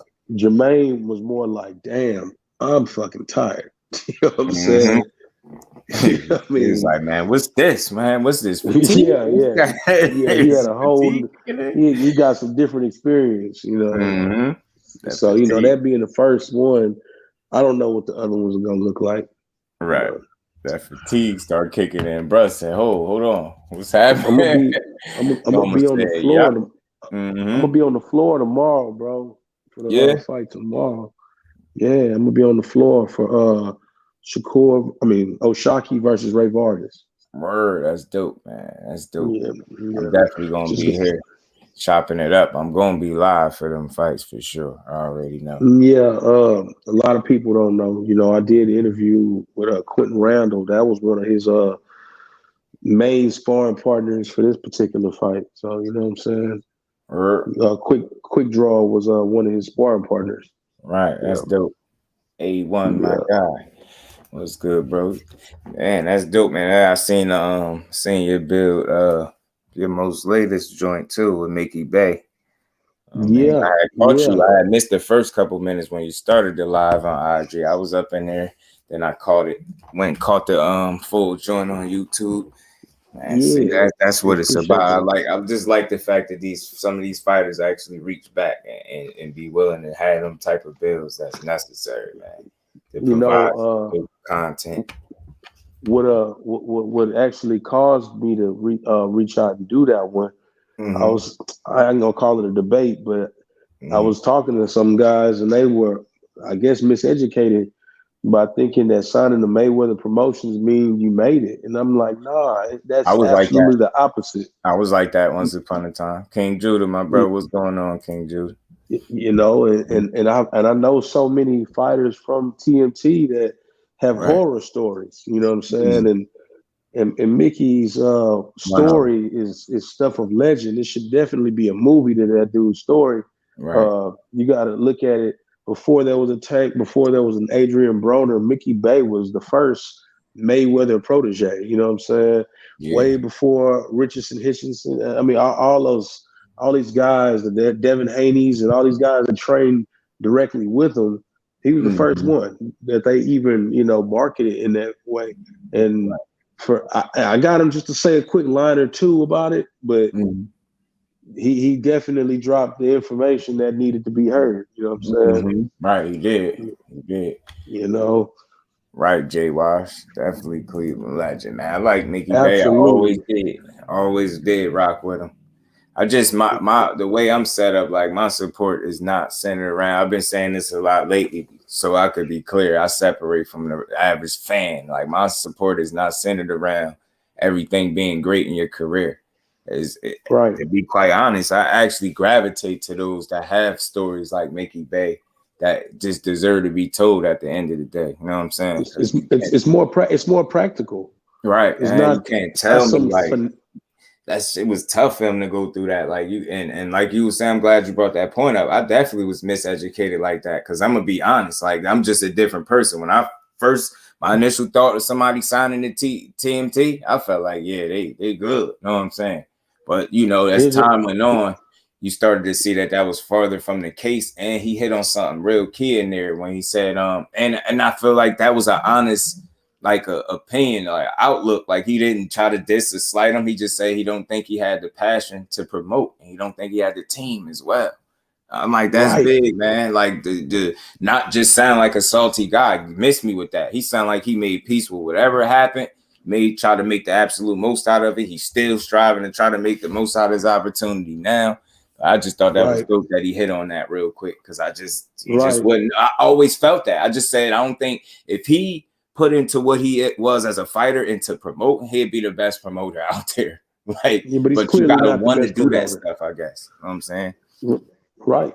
Yeah. He clearly not the best promoter. You know what I'm saying? And the people who I was having a conversation with was under the illusion that he was.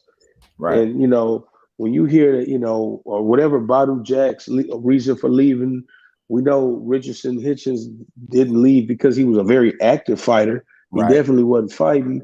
Mickey Bay in my little build with him gave the exact detail and sitting on the couch. He didn't like say I was just doing this and that. He literally said he was on the couch for 3 years and then went and fought George Kambosos in 2019. I mean, you got another. Here's a fun fact. I don't know if people listening, if your audience is aware of it, but Thomas Delorme was signed over there and was notably driving Uber. You know what I'm saying? And a lot of people don't know that. Yeah. Wow, that's crazy. Yeah, you know, and that's a bit, and that's somewhat of a decent level name in the sport. People know who that is. You know. It's crazy how some of these dudes, they stories, man. Yeah, that's why I say that's what helped me. That's one of the things that made me gravitate to boxing more too.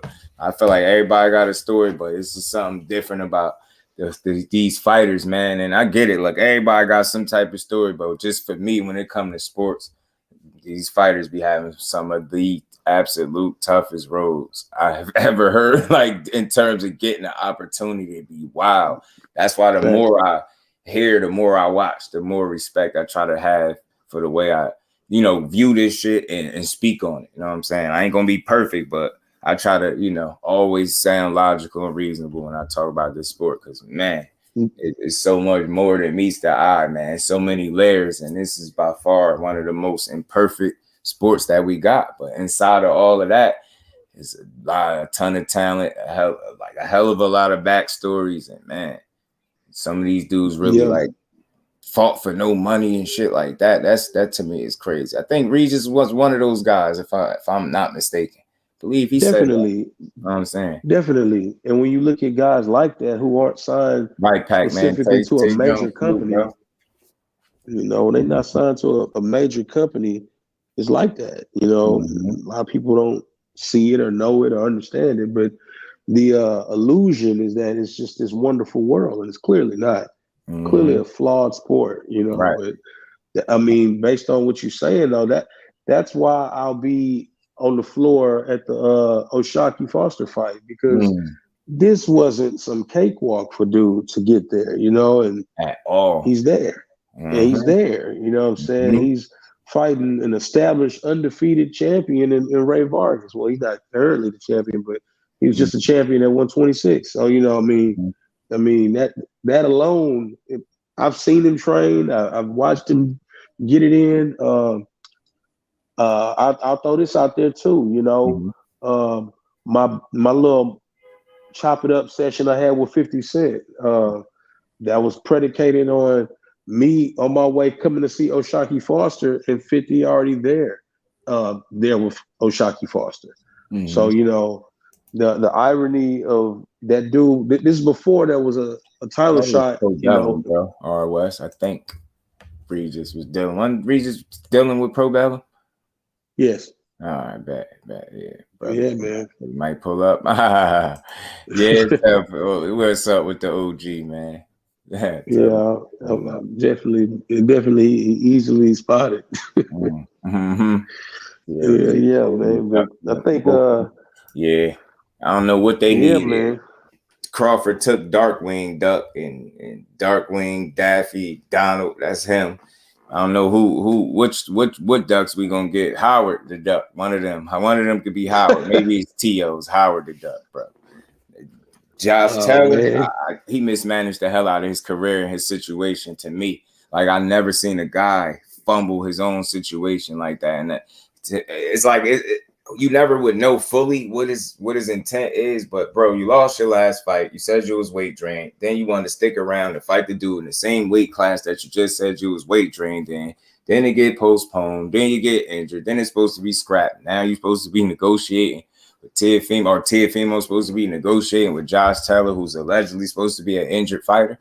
You just can't make this stuff up in boxing. Like they do all this misdirection, and like I would be thoroughly surprised if Teofimo Lopez next opponent, his next fight is Josh Taylor, and he getting beat up. On top of that, he getting beat up. He is not going. I don't see him fighting anybody dangerous after that last fight. Right. I mean, I don't know when, but I think eventually Bob's gonna cash out on him. You know what I'm saying? I think after the whole Kambosos fiasco, I think Bob is a real petty person, and that looked like it rubbed him the wrong way. And I'm almost willing to bet Bob coming with that with that hustle game in a minute. You know, he gonna move somebody up and get him up out of there, and then he's gonna drop him. And then he'll be Edgar Berlanga. You know what I'm saying? Yes, man. Edgar Berlanga is another one too, man. He surprised me. I gotta give him some credit for him. If it's the absolute truth as to why they got rid of him or let him go, or they parted ways, shall I say. He wanted to move at a speed that they feel like he wasn't ready for. That's brave, man. That's brave. That's brave. You tell Buzz future opponents, mark my words, not King Judah. Now you know you right. Was signed to Daniel Kinahan, so he been right. He did right. Somebody else mentioned that. You talking about Taylor, right? Tay. I think that's Josh Taylor, right? Yeah. So they just he was represented. That was his advisor. Right, man. So they just screwed him, and he's sitting there. What I think he down to the ring mag and the WBO, I believe, without losing. He did all of that. Yeah, that's strategic, though. I mean, he dropped these belts. He didn't want to fight to defend them. So, you know, for whatever reason, he strategically is holding the WBO belt. I know a lot of people go look at it like he's doing it so he can fight Crawford. I don't think so. I think he's doing it so he can fight whoever's holding that belt after Crawford's done with it. That's what I think. Right. You know, just looking at the landscape of how it looked, you know what I'm saying? He could have been fought, but you know what I'm saying? If that was the case, you could mandate that. But you know. Yeah, it's all hustle, you know. Strategic duck. Jake Gibson was good, bro.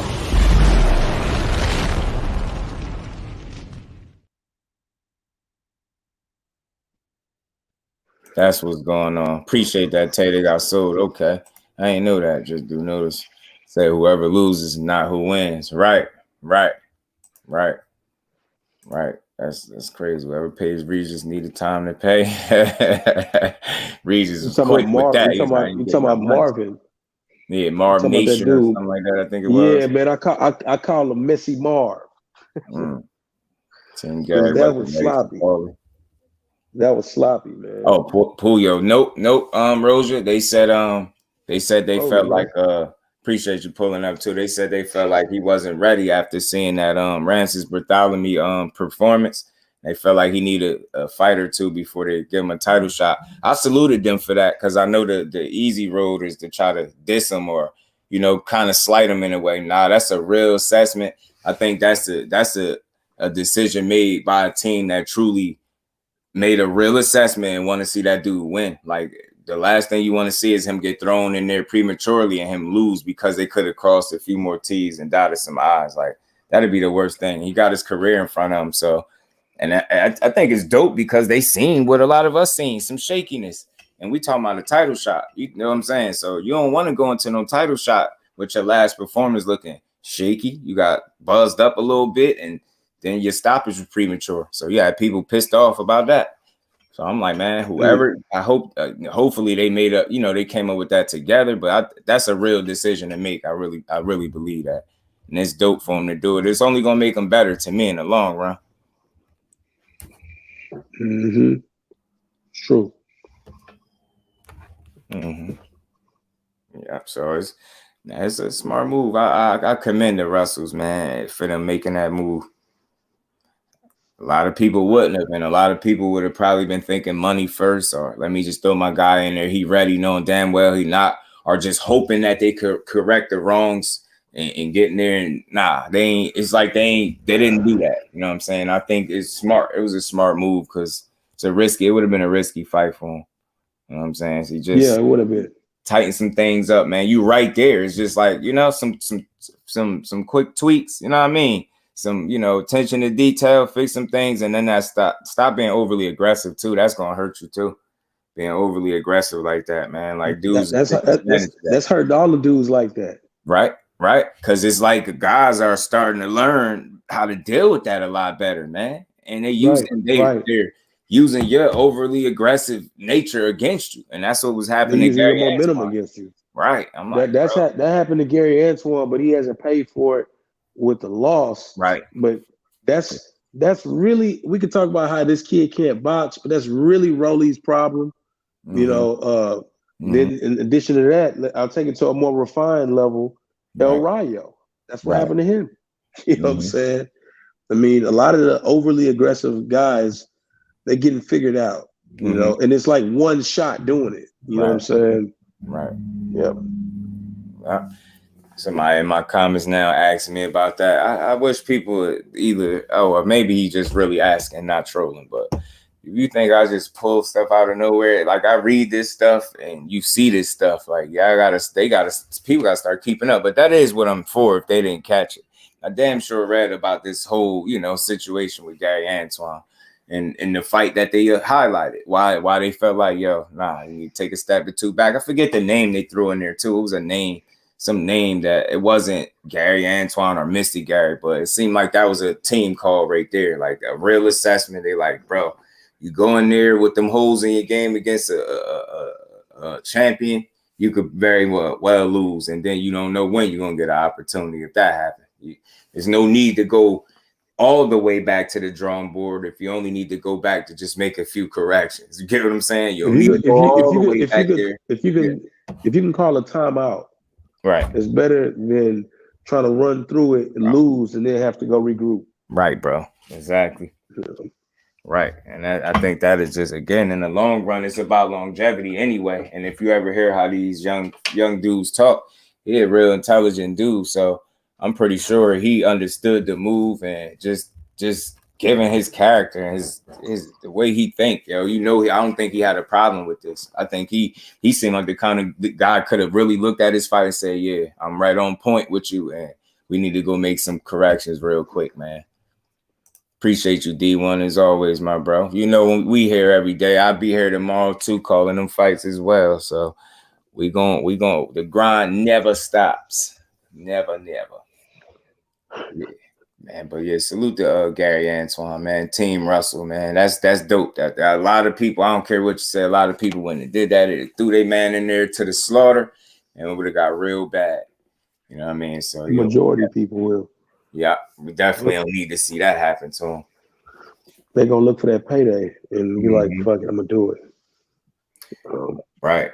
Undercar, all of them on one car. I'm telling you, it'd be dope. I don't know why people be so frustrated with the Russell family. Not me.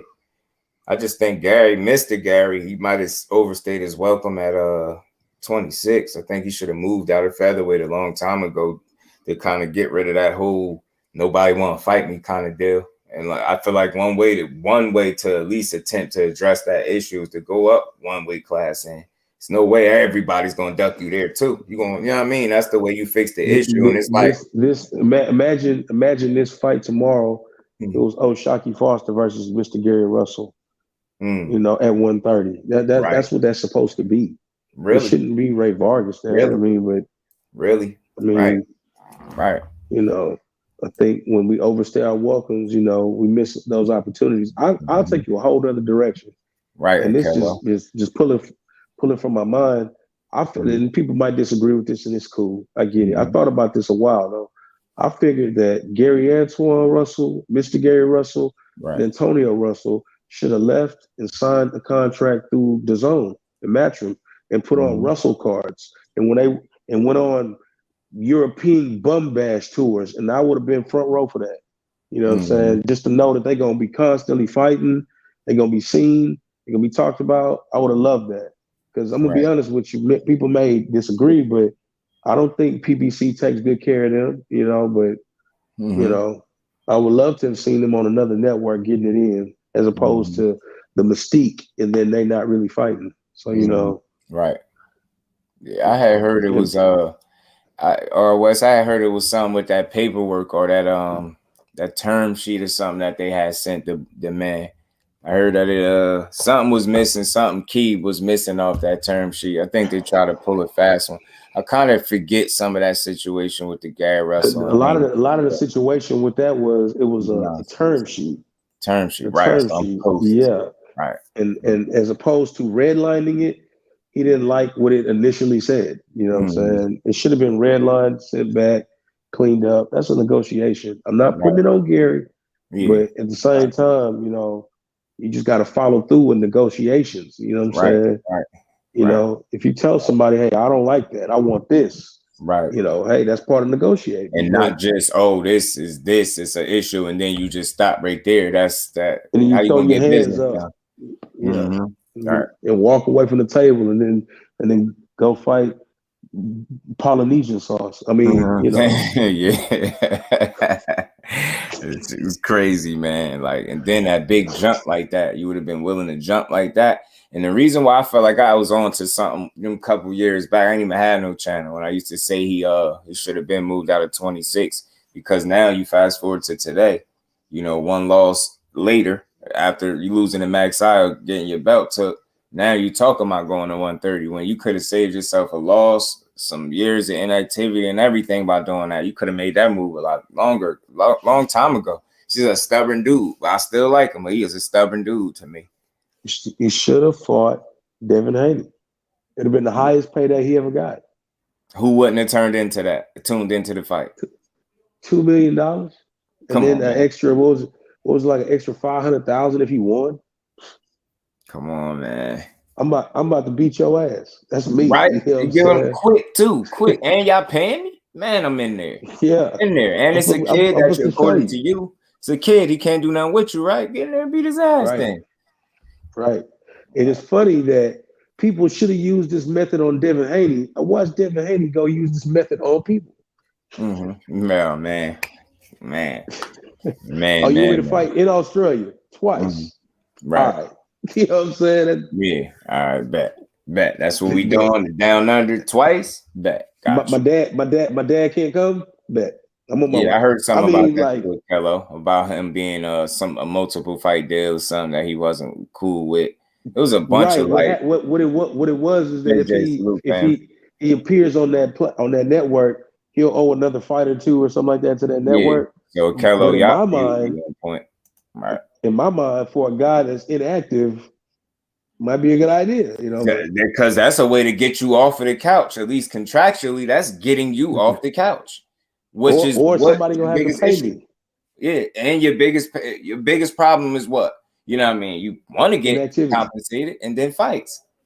I mean, so yeah, man. I always felt like that's where he shot himself in the foot like that. Just being a bit stubborn, man. That's all.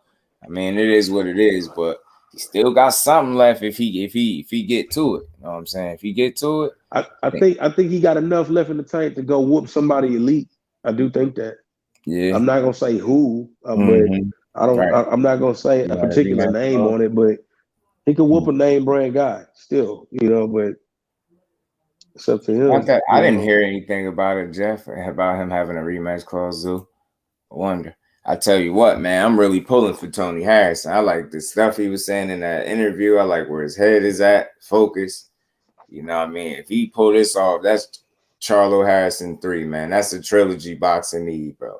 Especially after we had to sit through Triple G and Golovkin. I was live calling that. I was tired, bro. By like the 7th, 8th round, I couldn't believe it. I had to I forgot I was on live. I was getting tired. I'm like, oh, I had to snap out. I'm like, yo, this is bad, yo. This is very bad. They gave us a sparring match with a crowd, pay-per-view sparring match for 12 rounds. Yep. Okay, without 500,000 people. They was working on 500,000 people paid to watch them spar, yeah, and not hurt each other. They was working on stuff. They in there like, yeah, I'm gonna at least swing hard at first. I'm gonna make it look good, and you know what I mean. I ain't really gonna hurt you because I was like, bro, y'all let me fight. Man. Did anybody get hurt? Like I was like, bro, Golovkin, you man, your power was. Where was it at? What did you leave at home? Like, what was going on? Did you leave back in Big Bear? Like, bro, you ain't hurt nothing. You ain't hurt nothing. Nada. You ain't do nothing. Let that man get in there and just have his way. And he ain't did much. I was like, bro, Deep Free, what's good, my bro? I'm gonna touch you here and there. Facts, undercard. That's how he was. It's like crazy, bro. Oh, yeah, I think he focused right now. Undercard too. I do. Tony Harrison. I think he it's mental, and that's why I like to hear where he sound like he in a good space. And some of that stuff he said, like understanding his brother and him as a coach, making him a better coach, and I think that making him a better fighter, understanding stuff, you never can stop learning. So he sound just like my only concern with Tony was two things. One is that he's coaching an undisputed women's champion, and I know a lot of his attention and time has gone to that. And I want to know I guess he's 32 years old, somewhere around that ballpark. Does he still have any type of stamina remaining? Because my only problem with Tony, I think he'll box anybody ears off at 54. He's probably the best boxer there, pure boxer. I keep hearing that too. I'm with you. The only problem is that gas tank, man. Right. When it get tapped, it get tapped. You know what I'm saying? Right. I mean, I think that if he can avoid being touched majorly by Tito, he's gonna beat him easy. Yeah. Just don't get tired and don't have those defensive lapses in judgment where you looking at the guy and still letting him hit you, because that's what you do. I mean, you've seen it with Charlo. You be looking right at a punch and just get clipped with it. It's like, bro, move your head, get out the way. And I think that mental lapse is due to like the fatigue start settling in and you start to do things that you shouldn't be doing in there instead of what you should be. I think that's what happened. D-Free, what's good, Brody? Oh, he probably having some connection issues. I know how that be. He'll be back. Yeah, I think we're gonna get a good fight. I think we need to see that trilogy, man. Because again, both of them fights delivered, and if that's a good, fresh version of Tony Harrison, again, focus locked in where he need to be mentally, that's another good fight. I think it'll be better and more meaningful than Tim Tszyu and Charlo for the first time. So I'm definitely interested. Yeah, a trilogy with them, the trilogy with those two is clearly more meaningful than Tim Tszyu getting the shot. You know, even though capping about that. Man, so we're gonna see. We're gonna see. We got some good boxing coming up for sure. We need a Danny versus Castano or Lubin. Hey man, I heard a little whisper about who said they're gonna welcome Lubin to 60. Was it Carlos Adames? Yeah, I think Carlos Adames said something about welcoming Lubin to 160. I believe it was. I'm gonna be honest with you. I would love to watch it, but if I'm Lubin's camp, hell no, right? Hell no, not for no first fight at 60. Not that guy. That guy destroyed Juan Montiel. Man, and that's all I'm thinking about. It's just the fashion that he did it. Like people, you know what people problem is in boxing when you got a guy that's not, I guess, still in his physical prime. People, it seems like they won't admit it, but in my opinion, when I hear it, people have a tough time assessing that. It's like they think the assessment stops at the level of opposition. No, it's all right. I get it. He might not be the craziest opponent, right? But how convincingly did he beat him? Did he do something to him a little bit different than what everybody else was? That's what I look at. And that's how I used to assess Boots' performances because, of course, he wasn't having the names that you would want to see. So I'm like, it just don't stop at, the level of opponent. You got to look at the way he's beating these dudes. So I think that's what that was for me, too. It's like you get a guy in there and it's like, well, it's Juan Montiel. Man, that's still a dude that's punching with gloves. I'd be tired of hearing that. Caleb Plant. It's Anthony Durrell. He was 39. Yo, he's still punching people. Didn't he just come off a crazy uppercut, one punch knockout over somebody or some shit like that? He was riding a little high before he got put out. On the Canelo undercard. You get what I'm saying? So it's like I put that in perspective. That matters, bro. Win streaks and shit matters. Yeah. Confidence matters. Momentum and shit like that. That's a real thing, man. When you riding high. So you know what I mean? Damn, King Judah popped off. Popular opinion, our favorite Tony in the trilogy versus Charlo. It's really not that unpopular, bro. You know what I'm saying? Because I get what you're saying. But yeah, the unpopular one. Look, man, that he's more than a live dog in that. And I think he showed us that in both of the fights. That's what would make this fight crazy because he was boxing Charlo pretty damn good again in that second one. But I would like to see, that focused Charlo, that dude that walked in the arena for the rematch of Castano, that dude ain't too many people beating him. Not that one.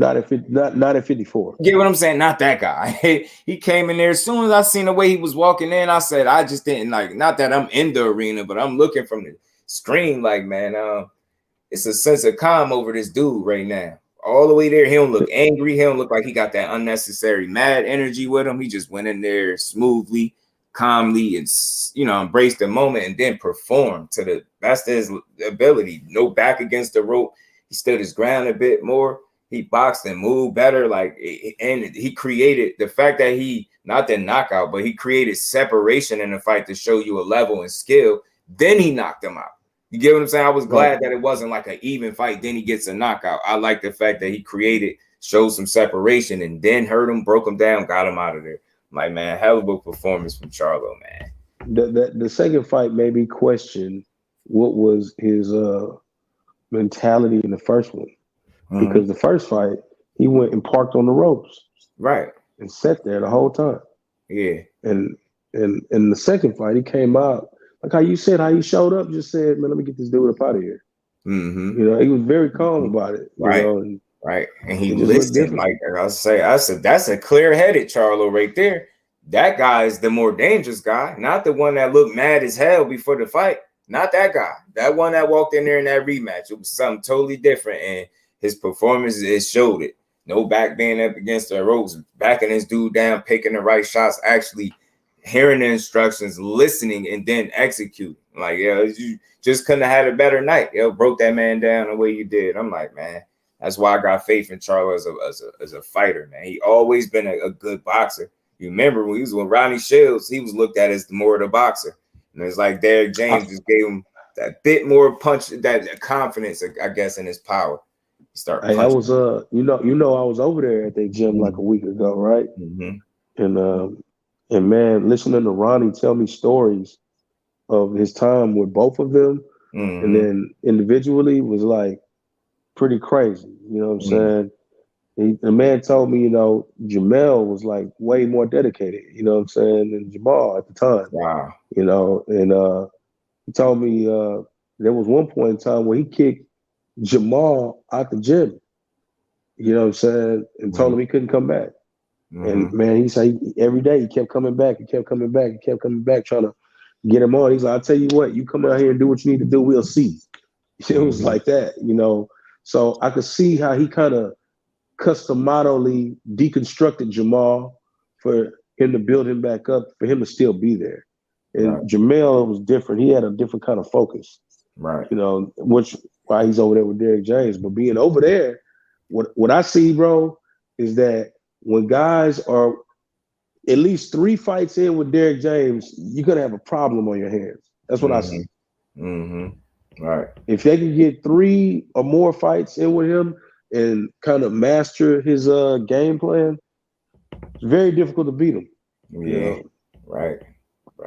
That shit, man. Jamaine style is just pressure, man. I don't know who to compare it to. Plus the speed, and he probably got power, but I think the weight cut drains him because he was once 142 fight week once and had to make 135. Yeah, it's the frame for some of these fighters. He got Jamaine Ortiz is a big 35 pounder to me. He called out Shakur too with that same momentum. Right. All them dudes, man, they big. That is a big 35. Big, yeah. Big guys. I'm glad to see he getting his fight on the 8th, man. I gotta try to be in the building for that. Hit that Prudential Center up because there's some damn good fights on that card as well. I want to see Big Baby put hands on something. Shout out to the homie Troy Isley gonna be out there on that card too. And salute to Troy Isley. He had popped up in the live yesterday too. Probably you was building, so he popped up in there. I always think that's dope to have that line to these fighters, and they know it's really people out here putting in some type of work that they can respect. That's where I'm trying to bridge that gap, and that's why I try to be responsible with the content, because you just never know who you hear. Now I ain't gonna fanboy for you, but I want to be responsible enough where you got fighter come catch on to this, start listening in. It's something they could rock with. You know what I'm saying? Not the angry content creator that's shitting on fighters, and you know what I mean. We get on people's ass too, but we don't tear them down. No. We do on the ass. We do what's necessary, and I think if you do what's necessary without being excessive, a fighter, a coach, whoever, gonna have to respect it. It is what it is. You know, I ain't gonna run through the story with me and Keith Thurman, but that's what that is. You know what I'm saying? Not real, and that's just what it is. Just being real. Fact, see, and it's. You dealing with another real person. What's that saying? Real, recognize real, even if it take a second. You know what I'm saying? You're gonna catch on. They saying Pitbull and De Los Santos, fake Pitbull Cruz. That's what I'm hearing.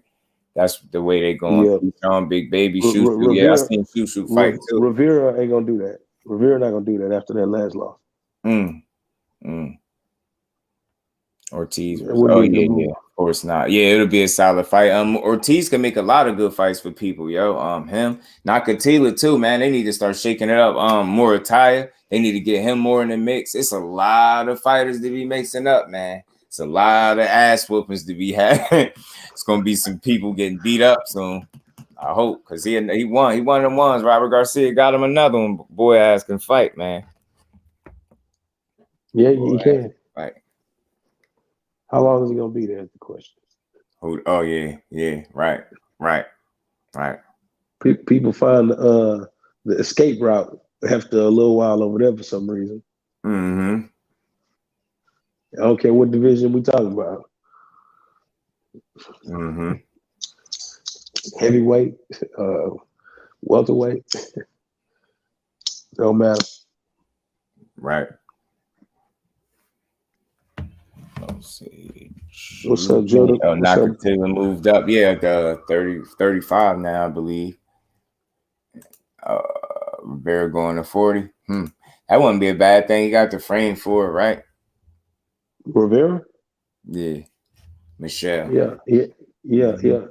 Because it's like once I hear that you have some type of crazy weight cut, or first of all, I hate hearing that every time somebody lose. Like I hate it, because I remember they did it with Barrios, and it pissed me off so bad, because I'm like, I'm not giving y'all that excuse, because he didn't even give himself that excuse. So how y'all gonna say? He probably tried it after the fact that you specifically said Tank was fighting a true 40-pounder, not one of the small guys coming up and all this, a guy that's really up here getting knockouts. I remember you had some type of statement or something like that. Then you get your ass beat. Right. Everybody want to cry, weight cut and weight drain. Like, stop, man. He was beating people ass at 140 before Tank put hands on him. You know what I'm saying? He was beating people ass. And that's what, you know what? That's how I know people. And it's okay, but just keep it real. That's how I know people don't really be watching boxing, because you would know that. He was beating people ass over there. I think I knew the amount of fights he had at 140, and more than half was knockouts. He was knocking people out. You know what I'm saying? Yeah. So he just got in there with a real dog. That's all. And I still respect Barrios. He had what? Tank back-to-back, Tank and Thurman back-to-back. And to be honest with you, outside of the knockout, he was touching Tank a lot. Yeah, he was being, and Tank.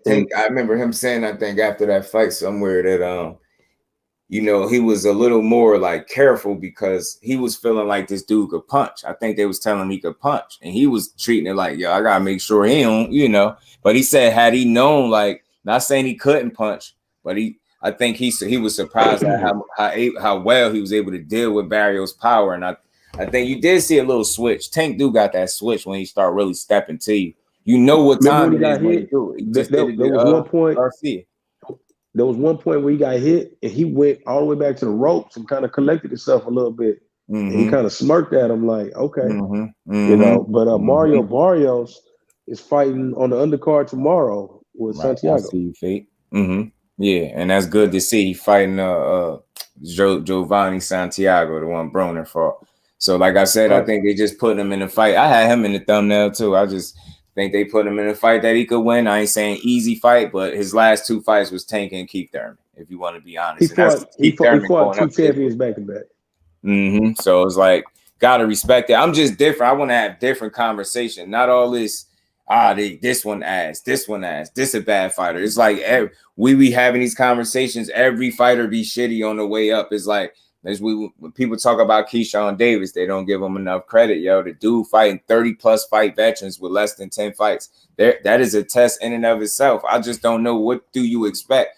He's supposed to talk like that. And I tried to understand. I said one of the reasons I think he talked like that, because of the work he's able to get with the people he's getting it with, and him feeling like if he can keep up with these guys, the dudes he getting in there with ain't nothing. And I ain't saying he having the toughest time with these dudes either, but he ain't no crazy puncher. But dude is skilled. I think he's more skilled than what people give him credit for. Allow me to give it another set of context to it too. Right. You got to remember that this dude's a fucking Olympian, regardless of people like it or not. Right. He actually medaled in the Olympics, and I've interviewed at least three people off of that USA team he was on, and every single one of them tells me that dude is special. They don't. I don't ask them. They volunteer that how they attest to his skill. You know what I'm saying? And you got, older statesmen or people who've been competing for a while at an Olympic elite level or even professionally, that says a lot about you. Right. Shakur Stevenson actually sought him out to be his sparring partner. Right. So, that says a lot. I think he will go to Virginia and work with him and vice versa or whatnot. But man, there's too many people attesting to this dude having a skill. And that's what I'm saying. And I'm like, what am I supposed to believe? I'm supposed to take it from a person that 9 times out of 10, when you're assessing them and speaking on them, you don't even like them for one. Let's start right there. You get what I'm saying? I'm supposed to listen to a dude that ain't getting no work with him, ain't seeing none of this, as opposed to his peers and these guys that's really getting in there sharing the ring with him. I don't think people just saying he nice for no reason, man. Shakur feel confident. I think that's with good reason. And then I got to see one of his fights live. The man he put it together. He got to stop it. He put hands on that dude.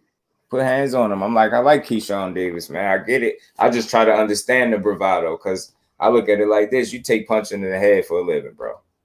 If you want me to be humble, beat me. Until that, I'm talking how I'm going to talk. That's just what it is because I get punched in the head for a living. I got to be like this. You got to be confident. You know what I mean? Like he ain't putting in the work. So, I mean, I respect it. I ain't mad at the energy. I just know that comes with an extra bit of attention that, I mean, you better be ready for when you talk like that. That's all. I believe that if you're going to be a fighter, like how you just put it, somebody gets punched in the head and you don't think you're the best, you shouldn't be in there. Don't do it, yo. And I truly believe it with that because you can't play it. So if you can't play it and you fighting for your life every fight. You better, if you can't be confident to the point where you going out there and performing, like how you gonna perform? I believe it serves a purpose. That's what I believe. I've seen a lot worse out of different fighters. Like he ain't that bad, bro. He just talk his regular, and people forget that this is entertainment too. They gotta talk. They ain't allowed to say nothing. You get what I'm saying? It's like we stripping the entertainment value out of it because every time somebody say something, it's like, well, why did he say that? Charlo was probably drunk when he called Bevo. I can't believe it. It's like, yo, damn. No, he did sound funny. I heard the video 3 or 4 times. I don't think he sounded like any of that. Y'all be reaching. The same person that will ridicule them for talking like that will turn around and say how he hate NBA interviews or hate listening to a Tom Brady interview because it sounds so politically correct. Mm-hmm. You know what I'm saying? When these fighters, they're not politically correct at all. And we actually getting what we want. Mm-hmm. We're getting the responses that we want. Then it's just you may not like it. Yeah, it's just like, bro, we gotta stop doing that. Stop putting jackets on these fighters without knowing. That's lame. That's beyond gossip. That's corny. That's weak. Like I seen a video the other week that had me annoyed. And I usually keep my comments to myself when I see ignorance like that. But it burnt me a little bit. I ain't gonna lie. I say, yo, man, I seen a video dude saying Devin Haney take drugs. I said, bro, you gonna really push that. And then when I asked him what, he gonna say, chill out, it's X fangirl. Like what you so that's something very personal. So you telling me you got inside access to that. Without a doubt. You're a clown, bro. I deleted my comments so I don't want to interact with you. He wanted to debate and everything. I'm like, nah, I don't do debates, bro. I just wanted to know why are you cool putting out this type of information and you call yourself a boxing fan? Like, that's weird to me. But then you see his content and it's like, saying you telling him about drugs. You got a video saying you quit heroin 6 years ago. Now, I'm not going to joke about your struggle, but you couldn't be more like hypocritical. Are you serious, bro? You talking about ecstasy and you over here, you 6 years clean from heroin, bro? Like, are you serious right now? I was like, God, delete. And next time your content pop up, I'll hit for YouTube, not to recommend it to me. Please don't show me that. Or he was trashing women's boxing, trashing Alicia Baumgartner, had one of the more known content creators name, not the one that you normally see people put in the title, but he had one of the guys. I'm just like, that's weak as hell. Like, I want to make sure I stay clear of all that. Don't put my name and my channel on your title and play with me like that, because I ain't up here doing that. Like, it was so weird. He was shitting on women's boxing as a whole, women's sport. It's a joke. Then you see people in there commenting, at least if I'm Gardner look like this, she look like my cousin, and she looks like an uncle this, and it's like, what the hell, y'all weird, yo. Where's these dudes? Yeah, all right, I see what kind of dudes y'all is in here. Like, man, anything they put out, any content that'd be damaging. It's like, do you really like boxing? Or are you here to try to stir up enough stuff to see how many ignorant people you could attract to tune into you every day? And I listened quietly for a minute, and he did not talk no boxing. I couldn't believe it. I was like, so how are y'all tuned into this?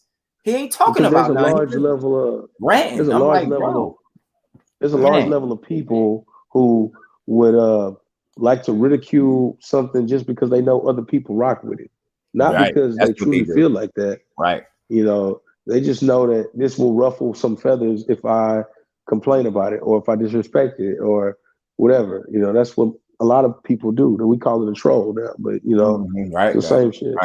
Right. I was like, man, this is like now trolls getting channels now. Now y'all getting channels and doing it, or whole channels and growing platforms. And man, I just can't be a part of that circus, man. It's like, bro, you don't like boxing for real. That's the question I ask a lot of people nowadays, or I ask myself in my head when people talk. But you could tell when they talk, you don't really like this shit. You don't like it. See, you don't watch it enough to have an opinion and see how many people. That's why behind the hands is just like for boxing purists. It ain't nothing else. It ain't no gossip. Right. No, it ain't nothing. It's just boxing. You know, here's a word from a fighter. Here's a fight. Content, like real, no interviews, bills, man. These other corny people do interviews. That ain't no interview, bro.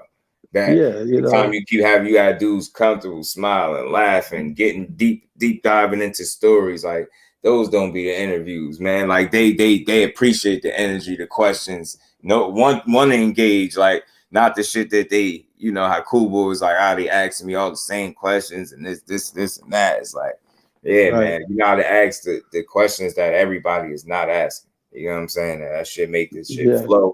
That make them open up a different way. A question go from a response to them actually getting into a story, and then it just broadens the bill, and then it just make it that much more dope because they kind of open up in a way. How many people knew that? How many people knew that Mickey Bay worked with Emmanuel Stewart? Like, I didn't know that. You know what I'm saying? Come on, man. That dude is a GOAT when it comes to training and coaching. You know, and here's a guy who said in our build, Emmanuel Stewart bought him his first vehicle. Like what? Yeah, right. You know what I'm saying? Dope. Yeah. You know, you get to hear how these guys interacted with legends. You know what I'm saying? You know, that's what my channel is about. It ain't got nothing to do with nothing else. You know, if you like boxing and you want to know the story behind the hands, there you go. You know what I'm saying? That's really what it is. You know what I'm saying? Right.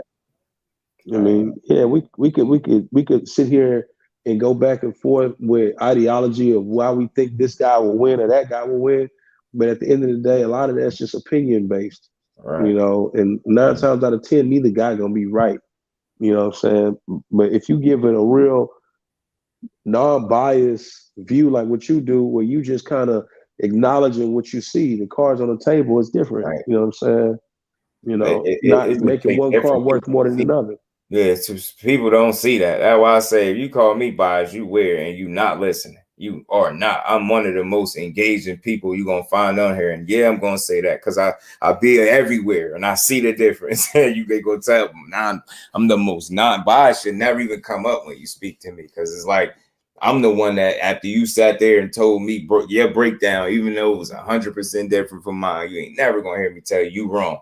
Nah, bro, it ain't. Nah, that ain't it. Nah, that ain't like that. Right. Nah, it ain't like that because it's like this. Follow up, shoot down your opinion and follow it up with mine. Like, yo, what? I don't do that. But went for a tease if you do. That'd be a good fight. I'd be surprised if they actually make it, though. And then again, I won't, because I think both dudes will fight each other if the opportunity is there.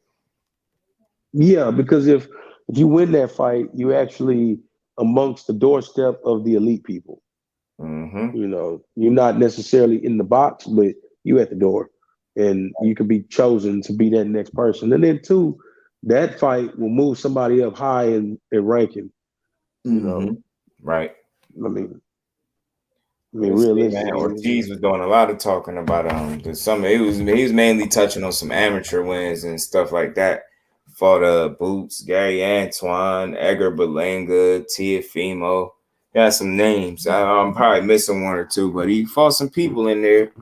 You know what I mean? And I forget which one of them he actually beat, but he beat one of them dudes. But he had some good experiences. Like, and I say people make it about that was the amateurs.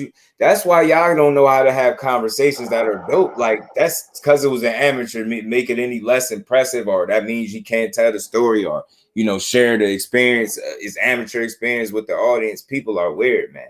I wouldn't have thought he fought no damn Edgar Berlanga. You know what I mean? Boots, Teofimo, like Gary Antoine, the names. I'm like, I get it. Y'all was amateurs once upon a time, but it's still interesting names. You know what I mean? And then a lot of people don't know Regis Prograis. Yeah. A lot of people don't know Regis fought Errol Spence in the amateurs. You see what I'm saying? Shit like that is dope. Right. Yeah. It's a place for those stories to be told. And they fought at 52.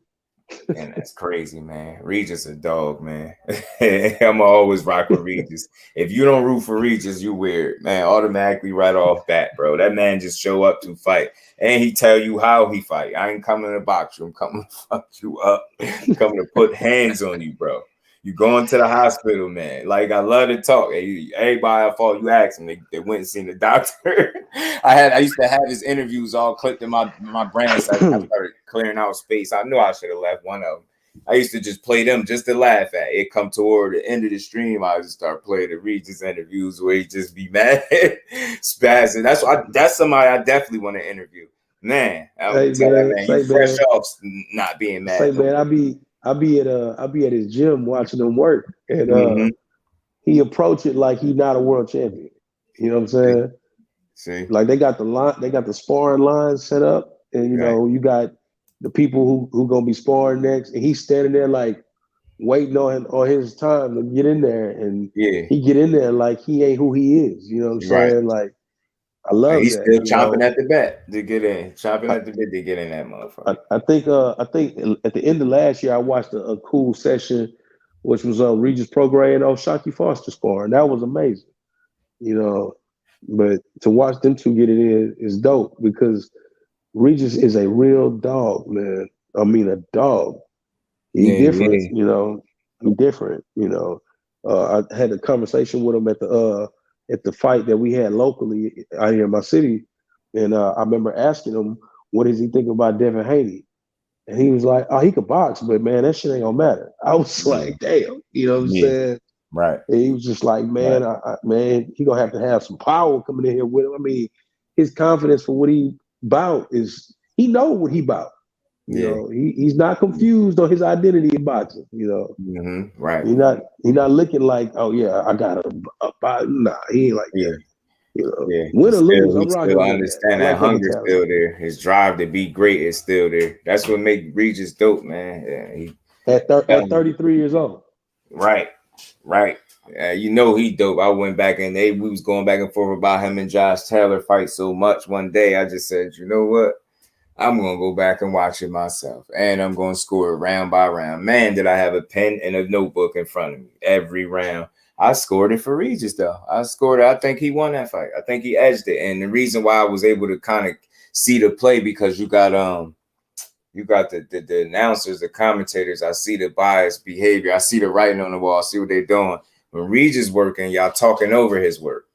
Josh Taylor throw a punch or something. Y'all magnifying. Oh, another one by Josh Taylor. You know what I'm saying? So I'm like, hold on. So that's already a knock against y'all. Y'all programming the people at home. Ashley's corner, salute to the queen. What's going on, Ash? They had the Barbosa Pedraza fight a week or two ago, and the announcers will lead you to believe that Barbosa was pitching a shutout.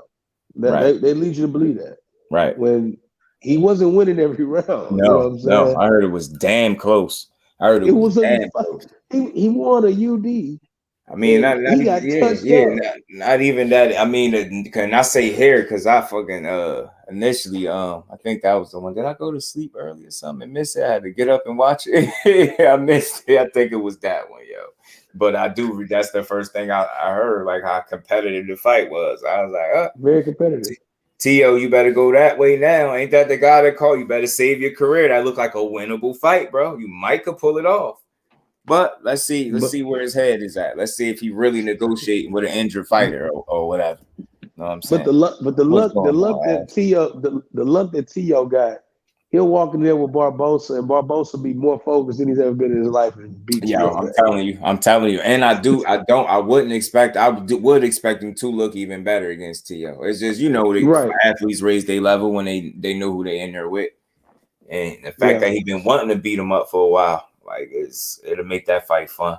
That's why I say I ain't giving no excuses this year why fights can't happen. It's just not enough. Them old excuses, they got to come with something better. Size of the street. I'll say, man, when somebody give me the address to the side of the street that people be talking about, then I'll start believing there's one there. Where is it located? What street? Where could I go visit it? Where can I go take a look, take a picture or something? If I can't do that, it don't exist to me. So that just sounds like something built in for people to push strategically so we could have an excuse already not to get a fight. Well, he on that side. Now I know that, but I also know they fight in the same division. They both this their profession. This is what they do. That I know they both healthy. Did you and able? That's what I know. Did you cover the Puello and Rolly stuff? I touched on it a little bit. We could touch on it because I feel like Rolly would just be a live dog in that fight. I feel like, but it's gonna be key to what is his punch resistance like now. And I only feel like that because I seen you get punched by Tank, then you got caught with a similar shot by a super featherweight with big ass gloves on and headgear. So I'm a little nervous for you in there. If you going in there, your chin ain't right. I mean, you might get it checked, but I think it'd be a live dog. Let me give you my take on it, and I guarantee you, it's gonna show up again. You're gonna pull this clip out again. I got a ability to kind of call shit. You know what I'm saying? So he randomly gets a title shot at 140. All right, he gonna beat Puello, and they gonna rob Puello. And after Rolly gets the belt, they gonna set up for the clearly lucrative Rolly Tank 2 for an actual title at 140. I'm just calling it right now. Wow. That's what's gonna happen. That's interesting, bro. That's interesting because nothing is out the realm of possibility in this sport of boxing. This guy doesn't just randomly get a title shot at a weight class he's not at. He randomly is ranked like number 4, randomly, in a weight class at 140. Right. He fought there before. But it hadn't been of recent memory or years. It may have been like probably about 4 or 5 fights ago, something like that.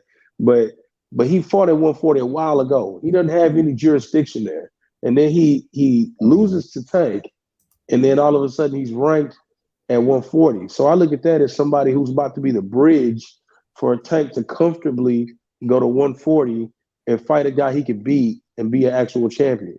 That's what I see. That's what I see. Not taking anything away from Tank, but I just think that's how he's gonna move into 140 and be a champion as soon as he gets there.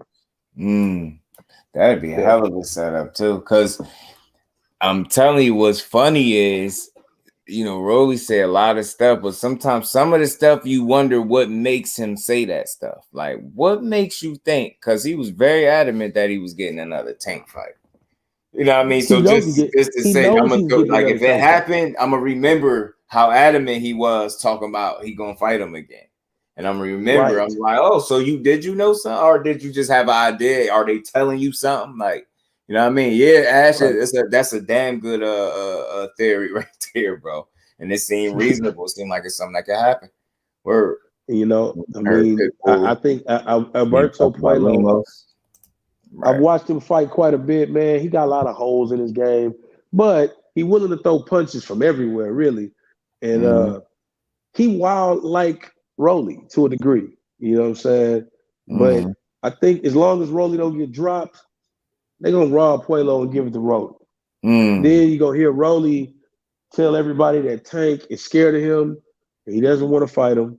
He's going to probably call out Ryan too. That was one of the names he said too, bro. He said Ryan Garcia. You swear he did. He said Ryan Garcia and Tank fight. Promise you. I'm telling you. See, Rolly is about to become a very wealthy short bus rider here in a minute. Guarantee it. Right. Guarantee it.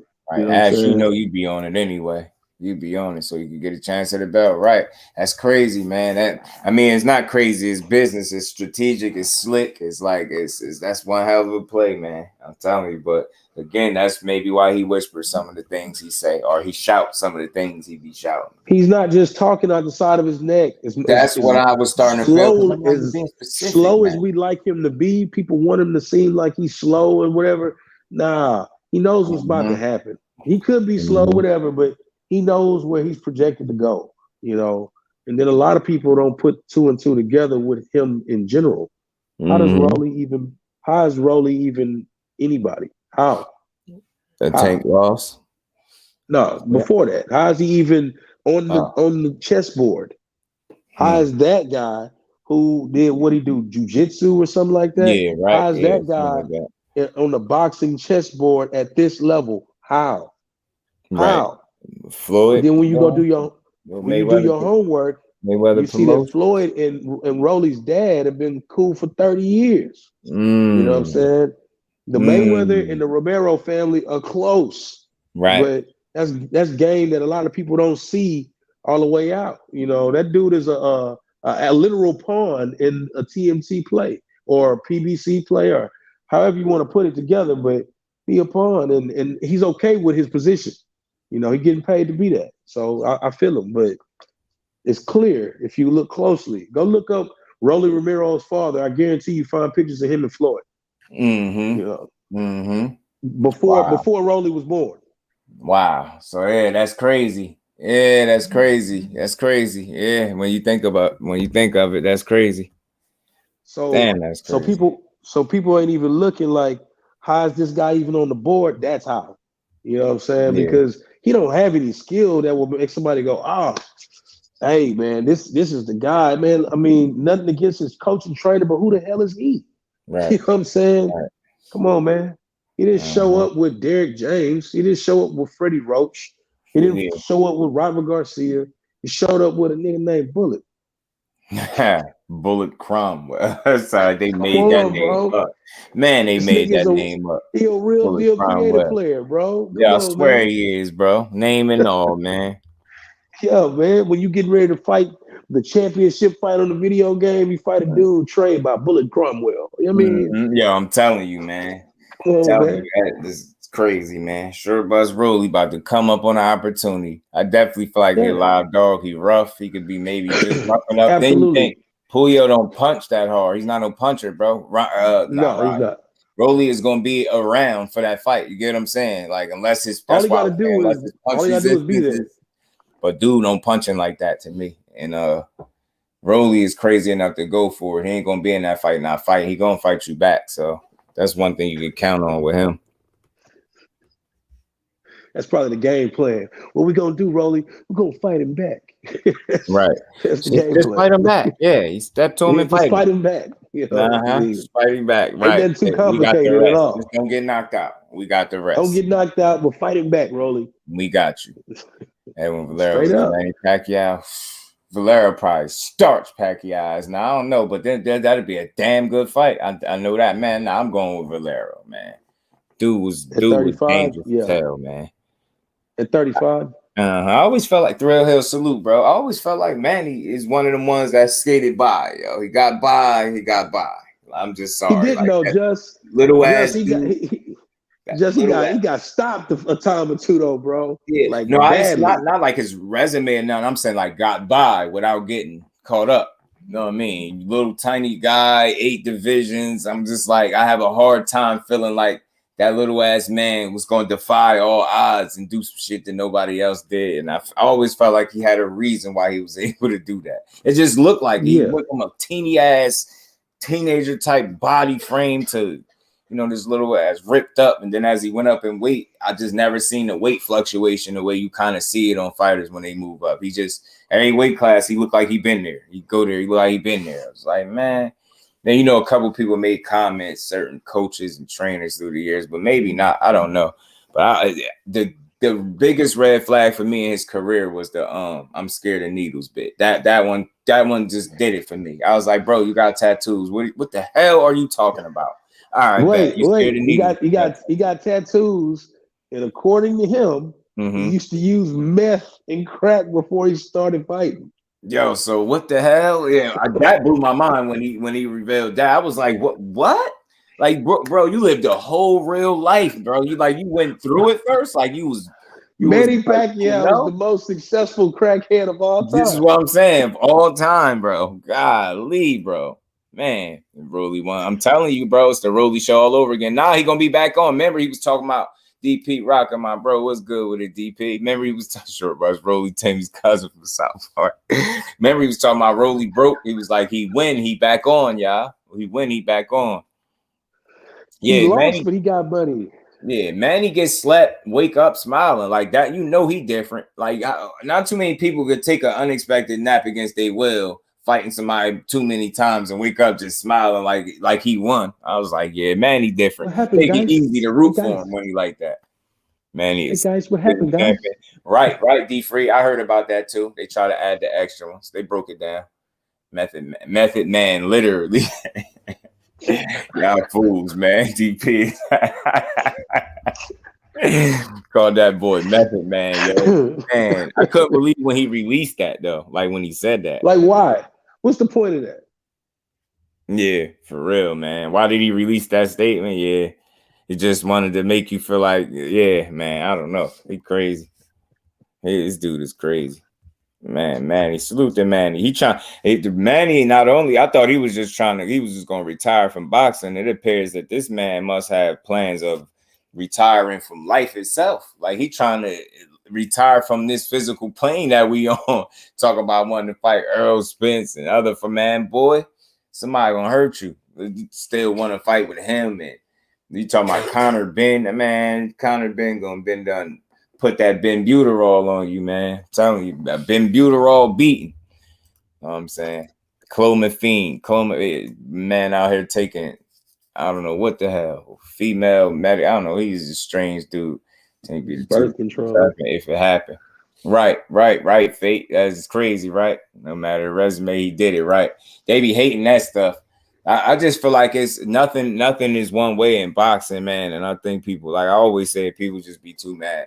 Because if you don't do what the individuals or a group of people think you should do, then it's like, well, you're ducking or you're just not doing this. It's more than one way to get a fight too. That's why I be telling people lately too. It's more than one way because they, a lot of I be going back and forth about somebody with this the fight with Keyshawn. Who is it? What the fight? What was it? Man, Ghost was going back and forth about. Who was it? He wanted them to get an opportunity. Oh yeah, Cool Boy Steph and Monster anyway, but he want to see Cool Boy fight Regis Prograis.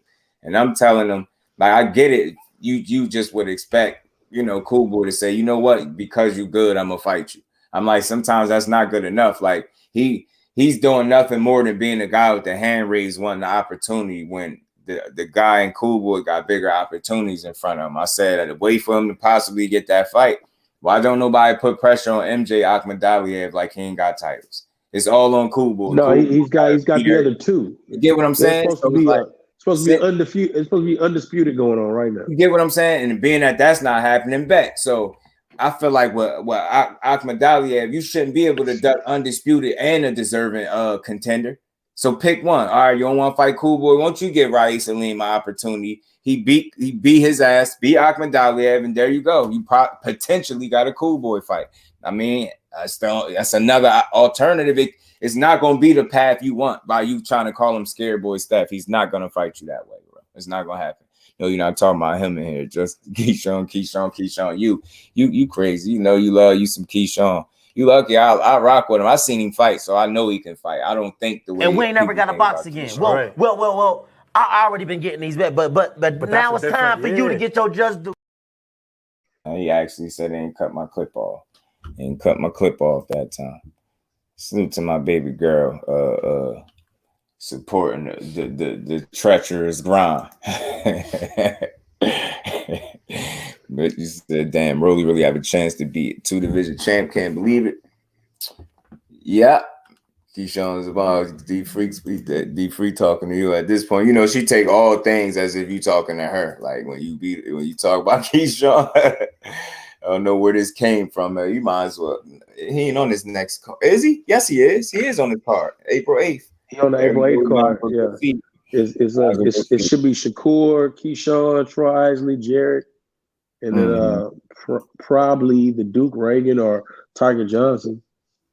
5 more for D Free hating ass Keyshawn and just don't even read his comment. Oh man, but he just wanted, he had to mess with. I tell people all the time, though, Keyshawn is a good fighter, man. He really is. But people gonna learn it. I think they're gonna have to come to reality at some point. And just talking about Emmanuel to go plate.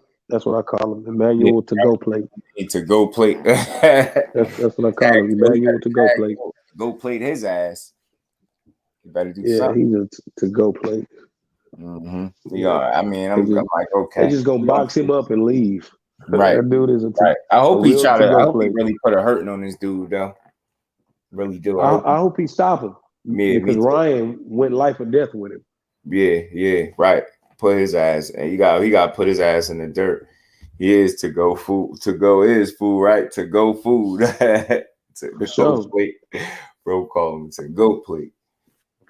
Yeah, like hop on the YouTube scene, just put boxing highlights type of thing. Yeah, Fate. You know, anytime you in my chat, you say something like that, I'm gonna tell you to push it. You can't say that to me. I'm gonna be like, hell yeah, do it. Cause I feel like you wanted to, you know, you in all my streams. So I feel like anytime it's a solid person that's putting out content, that's one more reason to do it. You know what I mean, it's just a lot of weird stuff out here. I told you people don't really like boxing. That's where I'm starting to come to that conclusion. That's all. It ain't about questioning your knowledge of the sport or none of that. I just don't think you like it. I question your love before I question your knowledge. People don't love this shit for real. And that's why it's great and a privilege to rock with people like you, Just, and the many different people that you have on your panel that's really just about boxing. You know, right? I think that's as becoming something that's fading. You know, so you know when you do have people like the people in your chat saying, "Man, I just want to put up good boxing," man, that is very welcomed, man. You know what I'm saying? Anything to grow the sport, your eyes on the sport naturally and not in a freakish manner. That's the thing. They grow the sport, bring eyes, like had the best, healthiest dialogue, boxing conversation. That's how I run this channel. Like we start with a title, like I said, but it could always go somewhere else, man, because it's just too much to talk about. And I feel like it's always a way to do that. You know what I'm saying? That's why we have so many fighters in that damn thumbnail. There's so much going on. If you paying attention, if you just watching it to be mad, then you think ain't shit going on and boxing is felony. But I think boxing delivering some of the stuff we want if you paying attention, because I damn for sure was advocating and preaching about them getting back to giving us good cards, not just fights. And I think that Caleb Plant, Benavidez, you got them. You got Joey Spencer, Jesus Ramos. That's somebody gotta go. You got Chris Colbert, Rayo. You know what I mean? They can't afford another loss. You got Abel Ramos, Cody Crawley. He undefeated. That's another meaningful fight. I'm like, man, Ray Vargas has never lost. Yeah, right. And then that's tomorrow. So, and I'm gonna be right here. I got to see that. I'm pushing for Shock Heavy. Go in there and take that man shit. Beat his ass. Take his O. Let him go be champion. I mean, that'd be impressive that O'Shaquie Foster with like 21 fights goes and takes Ray Vargas' O away from him in the process of getting the title. That's crazy. You know? Man, I'm pushing for that, man. Dude, that had to get it out the mud. Didn't fully have 2 feet invested in boxing. Took a couple early losses. Once he took that 1 foot that was still in the street or wherever it was at and put them both in boxing. You're right. You're exactly right. 2016, I think the last time he lost. So I mean, that's right. Dedication. Those are the stories that need to be told. Like people don't get it. My support is not centered around you having no O attached to your name. If you do, then cool, icing on the cake for you. But I support the fighters that know how to lose and come back from it, man. That's different. You could have easily tell somebody my all-time favorites, probably top 5 got losses. You get what I'm saying? And I be saying this now. Like you just think about it now. You take your favorite fighter today, whoever that may be, and you fast forward hypothetically to the end of their career. more than likely, if they challenge themselves enough times, they probably come away with a couple losses, and that'd be okay. Would you think any less of them because they lost once before? They got it. I get it, trying to market the but that's not gonna work for everybody. At least I know my support is not centered around your you can lose. I just want to see how you're gonna that Floyd Mayweather workout plan don't work with me. Yeah, it worked with Floyd, but you can't adopt that to you and say, "Oh, see, I'm like that." No, I don't want to hear that. Yeah, and then most likely, like they missing out the hard work, all the work. It's like y'all know he moved a certain way. Y'all know he probably marketed his but that really worked for him. But he put in his grind was a different type of grind. Y'all don't even have that work ethic, nor the talent, most likely. And it's like you gonna market your Most likely, a person wasn't born into a boxing family. They weren't born with a father that was a contender, their uncle that was a champion, and lived in a gym. Most likely, it's just hypothetically. Most likely, this stuff didn't go that way for you. So when people try to walk a guy's path, it didn't even go that way for you. So it's gonna be your story. So I mean, I don't know. I say that all the time, bro. And I wish people would stop saying this is the next this one or the next that one. Oh man, be so off. I hear that. Put it in context. Say like when he do this or when he do certain little little nuances of his game remind me of this. You got to put context to that. Stop just saying people the next this and that. I don't never want to hear that. Then nobody is the next nobody, but they're the only them. And I keep saying that should be enough for boxing. You get what I'm saying? Nobody needs to be like they already doing it a little bit with the young boy Carmel Moten. Your next Tank, man, he don't fight nothing like Tank, bro. That little boy is busy as hell. He throw a lot of punches. He don't fight like Tank. Every time I seen like a buzzsaw, Tank don't fight like that. Why? Because he light skinned and got a do-rag on. He Tank.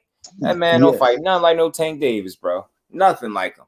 Nothing like him. And it's a chance he don't turn out nothing like him. But then again, he could be better, or he could be one of them dudes. But don't put that on him already. He don't want to be the next Tank. He want to be the only Carmel. That's what I would want to be. That's why I would push my fighter. You focus on being the only you, because that's original. One of one is always better than you being a 2.0 or a carbon copy of any other fighter before you. Don't do it. It's like Chris Eubank. You get knotted up, beat up, and all people can see when you in there fighting is Roy Jones. Now, I did listen to Roy Jones. So he has some interesting things to say. He teaching people to fight like him. You know what I'm saying? He said he's not doing that. And I said he would be making a grave mistake if he was, because you wasn't even taught to fight how you fight. You get what I'm saying? You natural guy, you broke all the type of rules. How you gonna teach somebody something that you ain't been taught in a way? You naturally was that to me. You broke every rule in the book. Devin, Tank, and Shakur, and one, right? I see. Right. A blend real stuff, right? King Judah, he is a little blend.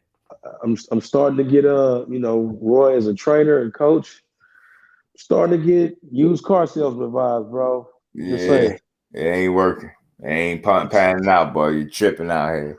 Because it's like you can't teach them in a way that doesn't look like it's you.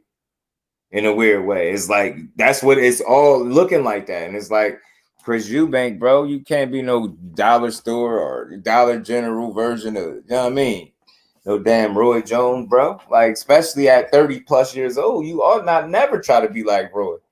And you play with your weight. Your best Roy Jones impression getting stretched by one of them damn beefies, Liam Beefy. You got beat by a man that let people in 2023 call him Beefy, bro. Just think about that. That name should have never grew legs from whoever came up with that is bogus, yo. Call that man that. You know what I'm saying? Beefy. You let him beat you. He knotted you up. He did elbow him, though. That elbow did catch him. I did actually see the picture of it. I was wondering how you get that big ass. He had a little golf ball on his joint. I was like, bro, you look crazy. Got spark like that. Playing with your weight and then that weight cut. If you cut and weight in a sauna, to me, I just feel like you're not doing it the right way. You shrinking down, and you draining yourself, and then you see him get dropped or knocked out, dropped and knocked out. You stopped by a guy that's not known for power. And it's at a time where you cut the weight, playing with your weight. You just made a training camp, a catch weight training camp for Conor Ben. Then you turn around and make, what was that, 160 they fought at? Playing with your weight. Like, bro, who you think you are? You over 30 playing. You was at 168. Why are you shrinking all the way back down in your 30s? Dumbass dude. Like, that's why you got spark like that. Who the hell why is he not working with his dad? Why is he working with Roy? Well, where's your dad at? This is the weirdest shit. Weirdest shit. You will never like I recall he was a champion with his dad. Mm-hmm. Just saying. Right, Josh. Right. Roy ain't one of them ones, man. He might. That don't mean he don't know some stuff, but some people's style of teaching or coaching is not going to transition into a championship fighter. And I'm gonna be real with you. When I see them videos of Roy training, no offense. Yeah, I get them Billy Blanks Tabo vibes from his training, bro. Yeah, I'm telling you, Billy Blanks. He be having the workout music on, and he be kind of dancing with it a little bit. I'd be like, I don't know about this. You know what I'm saying? Roy, you about to get somebody's son knocked out, Roy. Hey, you know he be working with he works with Michael Williams Jr. too. Yeah. The kid who's fighting the kid who's fighting Adrian Broner. Yeah, he works with him too. You know, I don't know. Yeah. So we gonna see what it look like because he's still with him. They still rocking with him too. So we'll see. We gonna see. But man, I'm ready to tune into these fights. Where we at? Roy, need to realize what's coming on tonight, bro. Something jumping off tonight. I don't think so. I don't think so. I don't think I'm tripping. I think it's tomorrow, unless it's a smaller card, because I know they be slipping them damn little ass pro box cards on one of them came pro box and stuff. Yeah, they be just slipping them on there. You be having to really be keyed, locked in on. Or you got to have your DAZN popping because they'll throw a few Liams in there with a few Quigleys and throw that in there on you. Liams, man, you got mad Liams and UK's unlimited on them Liams, bro. That's the European word for Bob. You know what I'm saying? Yeah, that's crazy, bro. That's everybody named Liam. Yeah, man, it's crazy. Man, salute the boxing for trying to give us some of the stuff we want. We gonna see, man. We gonna see. Now here Ryan, the ball back in Ryan court, man. All them people that did that. It seemed like everybody lately, if your intent is the shit on Tank without cause, it kind of has been backfiring lately. When people jump on his case, I could go the other way for him. So hopefully, because it's not true, it's not real. It's not real. It's something made up. All right. I'll be too mad at it. They do whatever they can do to slander him. You know what I'm saying? Yeah, I don't know if you had caught it. Did you hear about the I think it was the ESPN writers that came out and told that they was instructed not to say anything positive about Tank? I can see that. Yeah, they said they was instructed not to write and speak and say anything positive about it. I'm like, yo, wow, the fact, why would y'all reveal that information? That's what I want to know. What made y'all just want to be honest now? Like, well, I mean, that's some. The reality of it is nothing shocks me over there, knowing that they had that NBF clause over there. I mean, nothing surprises me over there. Right. I mean, if you could say that all my guys aren't fighting black fighters, nothing you're gonna do is gonna surprise me. You know what I'm saying? If you make everybody who come into the office put their keys in their pocket and their phone on the table, it's what I'm saying is there's clearly a uniformity on how they move over there as a whole. I mean, you won't let people do this. You got to specifically talk this way about that. I mean, it's clear. I'm not mad at Tim Bradley because sometimes I feel like he's passionate, but he clearly a company man that's doing his job. You know, a lot of times. Do a lot of slandering too, little. It seems like Dre break out. It's like Dre break out from the mist every now and then and call them out. Dre be like, well, I do like him. I do like him. Yeah. I don't know. You know what I'm saying? It break up out of like, man, and kill they shit real quick. Kill they vibe real quick. I think he just called dudes out for the shit with Canelo, the favoritism. Something he was calling out with Canelo, calling them dudes out.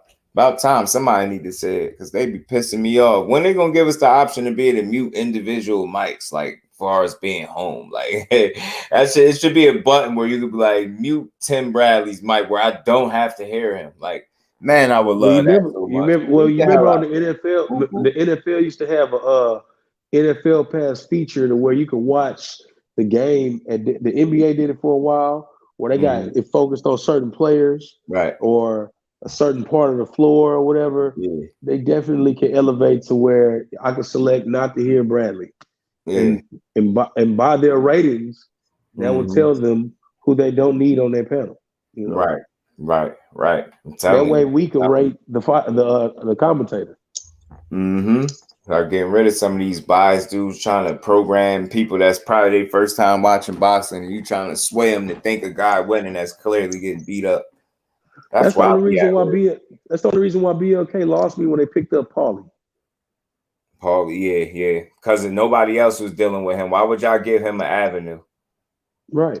He was just throwing our people up under. Like this dude, he's different, man. He and that's crazy because I used to listen to him talk about stuff. And I really used to appreciate his insight, but it turned somewhere along the line. He turned the corner and he stayed there. Like once he turned, he stayed turned. I'm like, oh, so this is who you are. Okay, bet. I got it. Nah, I don't watch you no more, buddy. You like Duran, Purnell, Pryor, Mayweather, and Shane, and Shakur fills his goals and beat all them dudes. And him stay, man. You know that's my guy right there, man. He got work to do. He gonna put it in. He gonna start with Yoshino on the 8th, man. And I want to see what Yoshi from there. Yoshi. That's what I call him. Yoshi. Funny looking character too, man. Funny looking character, man. He with this funny looking hair, like they don't wear their hair like that. He's not terrible either. I don't care what nobody says. He's not. He not. Just Spark Nakatani knocked his ass smooth out. So we just don't get fair enough assessments because you don't know people. You don't know how to just go try to do some homework and at least go down the resume, peel back some layers a little bit, see if he got something going on. You know what I mean? People don't do that because they lazy. What's good, Ash? You're back. Yeah, I'm gonna be here for a few more minutes to get to the 3-hour mark because I'm already that close anyway. I'm about to have to run and grab me some more goodies for the night and tomorrow. Dispensary near you out here. You know, it's legal out here. It's just like going to buy a pack of cigarettes and something now. Oh no, out here you still gotta know a guy. Oh yeah. Right here, we just go straight down then for where I'm at right now. It's what 10 minutes away from me, 10, 12 minutes. Run there, run back. And they got some new strains in there for me too. I ran into some. I just got a homie that pull up on me. Right. When I run out here, I'm glad I ain't got to worry about that no more because people, it got different out here, man. You got to convince a person to come out. Like nowadays, it's like they call you, you don't call them. It's like don't call us, we call you. Well, the way our laws are set up now is a little different. Like they changed it to where they decriminalize 4 zips, and then they, you good, My sister, that's one of the first things she sent me when they switched that up because she know I'm the smoke. She said, "Hey, look at this." I said, "Oh yeah." She said, "Yeah, we can this." I said, "Oh, so it's everything." Yeah. I said, "Whew." Now they roll up in front of cops. They have no care in the world. It's just like rolling a cigarette at this point. I got an IG video. I've been commentating and calling fights. You know what I'm saying? And we did a 420 boxing event. And if you ever at H-Town, you gotta get with me, man. I do these dope events where they have all these vendors who got different strands, and they go set up shop. They got edibles, and I heard about those. Cooks. I need to hit one of them up. And then in the middle of all that, I got a major boxing event going on that I call.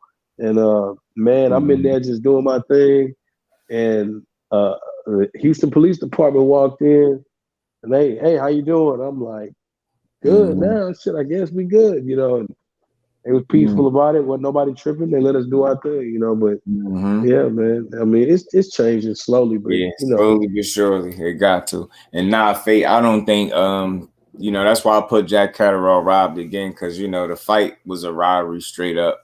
To win every round, and a punch that's except for one and drop a dude and still don't get the denied is crazy. But then to waste this much of this man's time and then try to talk about you negotiating with Teofimo it's criminal at this point. Josh Taylor, that's what makes me stop rooting for a fighter. When I just see that the moving funny, you should have took your big ass up. You 5'10", bro. Take your big ass on up to 147, where them sharks at, and stop playing. So you remember that photo or that meeting between him and Bud? He was bigger than Bud. You know what I'm saying? Bud was touching him on the low. He was sizing him up. Josh Taylor don't know, but Bud sized him up. Bud said, man, I don't know how he making 140, man. That boy big. Yeah, you know what I'm saying? I'm like, why is he even down there? You know, but I think he was down there because they had hopes of being able to still have their hand in Bud's pocket over there at top rank. And now they don't, so it's a little different. I think he's just a pawn in a bigger game right now. You know, so as soon as the dust settle, he'll probably be headed up there. Yeah, Rosado different. You know, he don't turn down no smoke. So he at this point he got like an NBA team record. Like it's still a winning record, but it's like it ain't the best one. It's like you done took some losses. You about less than you said it was. Just you said Rosado above 500. Yeah, above 500, bro. Above 500. So he doing all right. You know what I mean? He gonna be all right. And he always go out there and try to give you a tough fight. It's like I seen him get hurt more earlier in his career. Now it's like he's able to slow down. You being able to hurt him all that much. So dude is really giving people full fights and good rounds, but just from an activity standpoint, that's where what's hurting him the most at this point. It's like you can't pull the trigger the way you once was. I think you were a lot longer in the tooth, and them losses is mounting up, getting older. But he always getting there and try to fight, bro. So, hey, but man, he's also a good name on a resume as well. Right. You know, he'll always get. That's what they call a real deal journeyman. You know what I'm saying? He'll always get some love because of his name. So you know what I'm saying? He fought everybody. Right, he man, if you go look at his resume, he got some names up there. He's fighting people it's who's who. It's a who's who. Yep.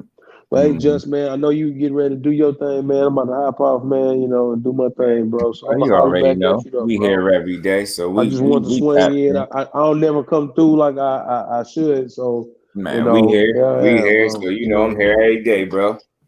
I mean, you see me, I'm a little tied up, but you know. I mean, all you gotta do is ring the doorbell, you know what I mean, or turn the lock, man. You get right in this joint, man. Nigga, you hear me knocking? Nah. You know what I'm saying? Let's see in. Come on in, bro. Appreciate you as always, man. Bro. Hey man, you know, Behind the Hands TV, if anybody interested, man, we got some good shit, man. Yes, sir, man. Yeah, y'all go check my bro Mo out at Behind the Hands TV. Trust me, dope, authentic content. All right, Brody. Appreciate it. All right. Y'all definitely want to check him out because bro is dope. Like I say, he got some dope bills, some dope interviews, man. Authentic content, and he don't do interviews the way everybody else do them. Like he got me taking notes for real. So he always got dope bills. And he been putting out some work, and he got the quiet grind. Like you just pop up and boom, you just see it. You just see it. Mo on it. You know what I'm saying? So. There's more work to be put in. We're going to keep putting it in, man. Yes, sir. Appreciate you, baby. I appreciate y'all. I appreciate all y'all because I know it's been a long stream. Salute to the fan that be hanging in here. Because you've been here since you got here. That's where I'm looking for more of them people that have stayed to the whole show. And we're going to keep rocking now. We're going to keep rocking. Conclusion, Teal and Teller should be because they move weird. Now, facts, bro. Barrios is back. Tank is going to make a statement with Ryan. Jamaine one smoke. Shakur back. And EJ better talk to him. Appreciate you, my bro. Salute to everybody in the building. Y'all punch that like button one time, man. It's Friday. Who knows how the rest of the night will turn out, man. If I see something interesting enough to talk about, for sure, I'll come back because it's a Friday. You know what I mean? But in the meantime, anybody in the building that ain't check out that most recent video, do your boy a favor, go check it out. You know what I mean? We chopped it up a little bit about it. Gary Antoine not getting a title shot and Rolly getting his opportunity. So we're going to see how that shake out. And Tank made a power move, put the ball back in Ryan court. Now you're going to see, I told y'all, you're going to see who don't want to fight. I told y'all. It wasn't old boy having doubts. This is what I was trying to say because I just felt that in my heart of hearts. And now right on par. Now he answered. Now all those same people that was willing to jump down the man's throat. Crickets. Now you got to be forced to eat crow. You know what I'm saying? Edgar Chavez, salute to my Brody. Salute to Jersey. Salute to the TWT family. Salute to the Just Do family. You know, because we is family. And salute to my fam, Ash, and everybody in the building that sat through the entire stream. Fate. Appreciate you always with them dope conclusions. Appreciate my baby girl in the super chat. Appreciate your bro in the Cash App as well, man. We're going to keep building, man. So We gonna get up out of here on this one, man. Y'all know we be right back at it tomorrow. And like I said, if I find something else I like, man, I'll be back tonight. But if not, we be right back tomorrow. Regular scheduled programming, and we gonna call them fights. So, man, y'all smash the like button on the way out, and we gonna get up out of here, family. Peace.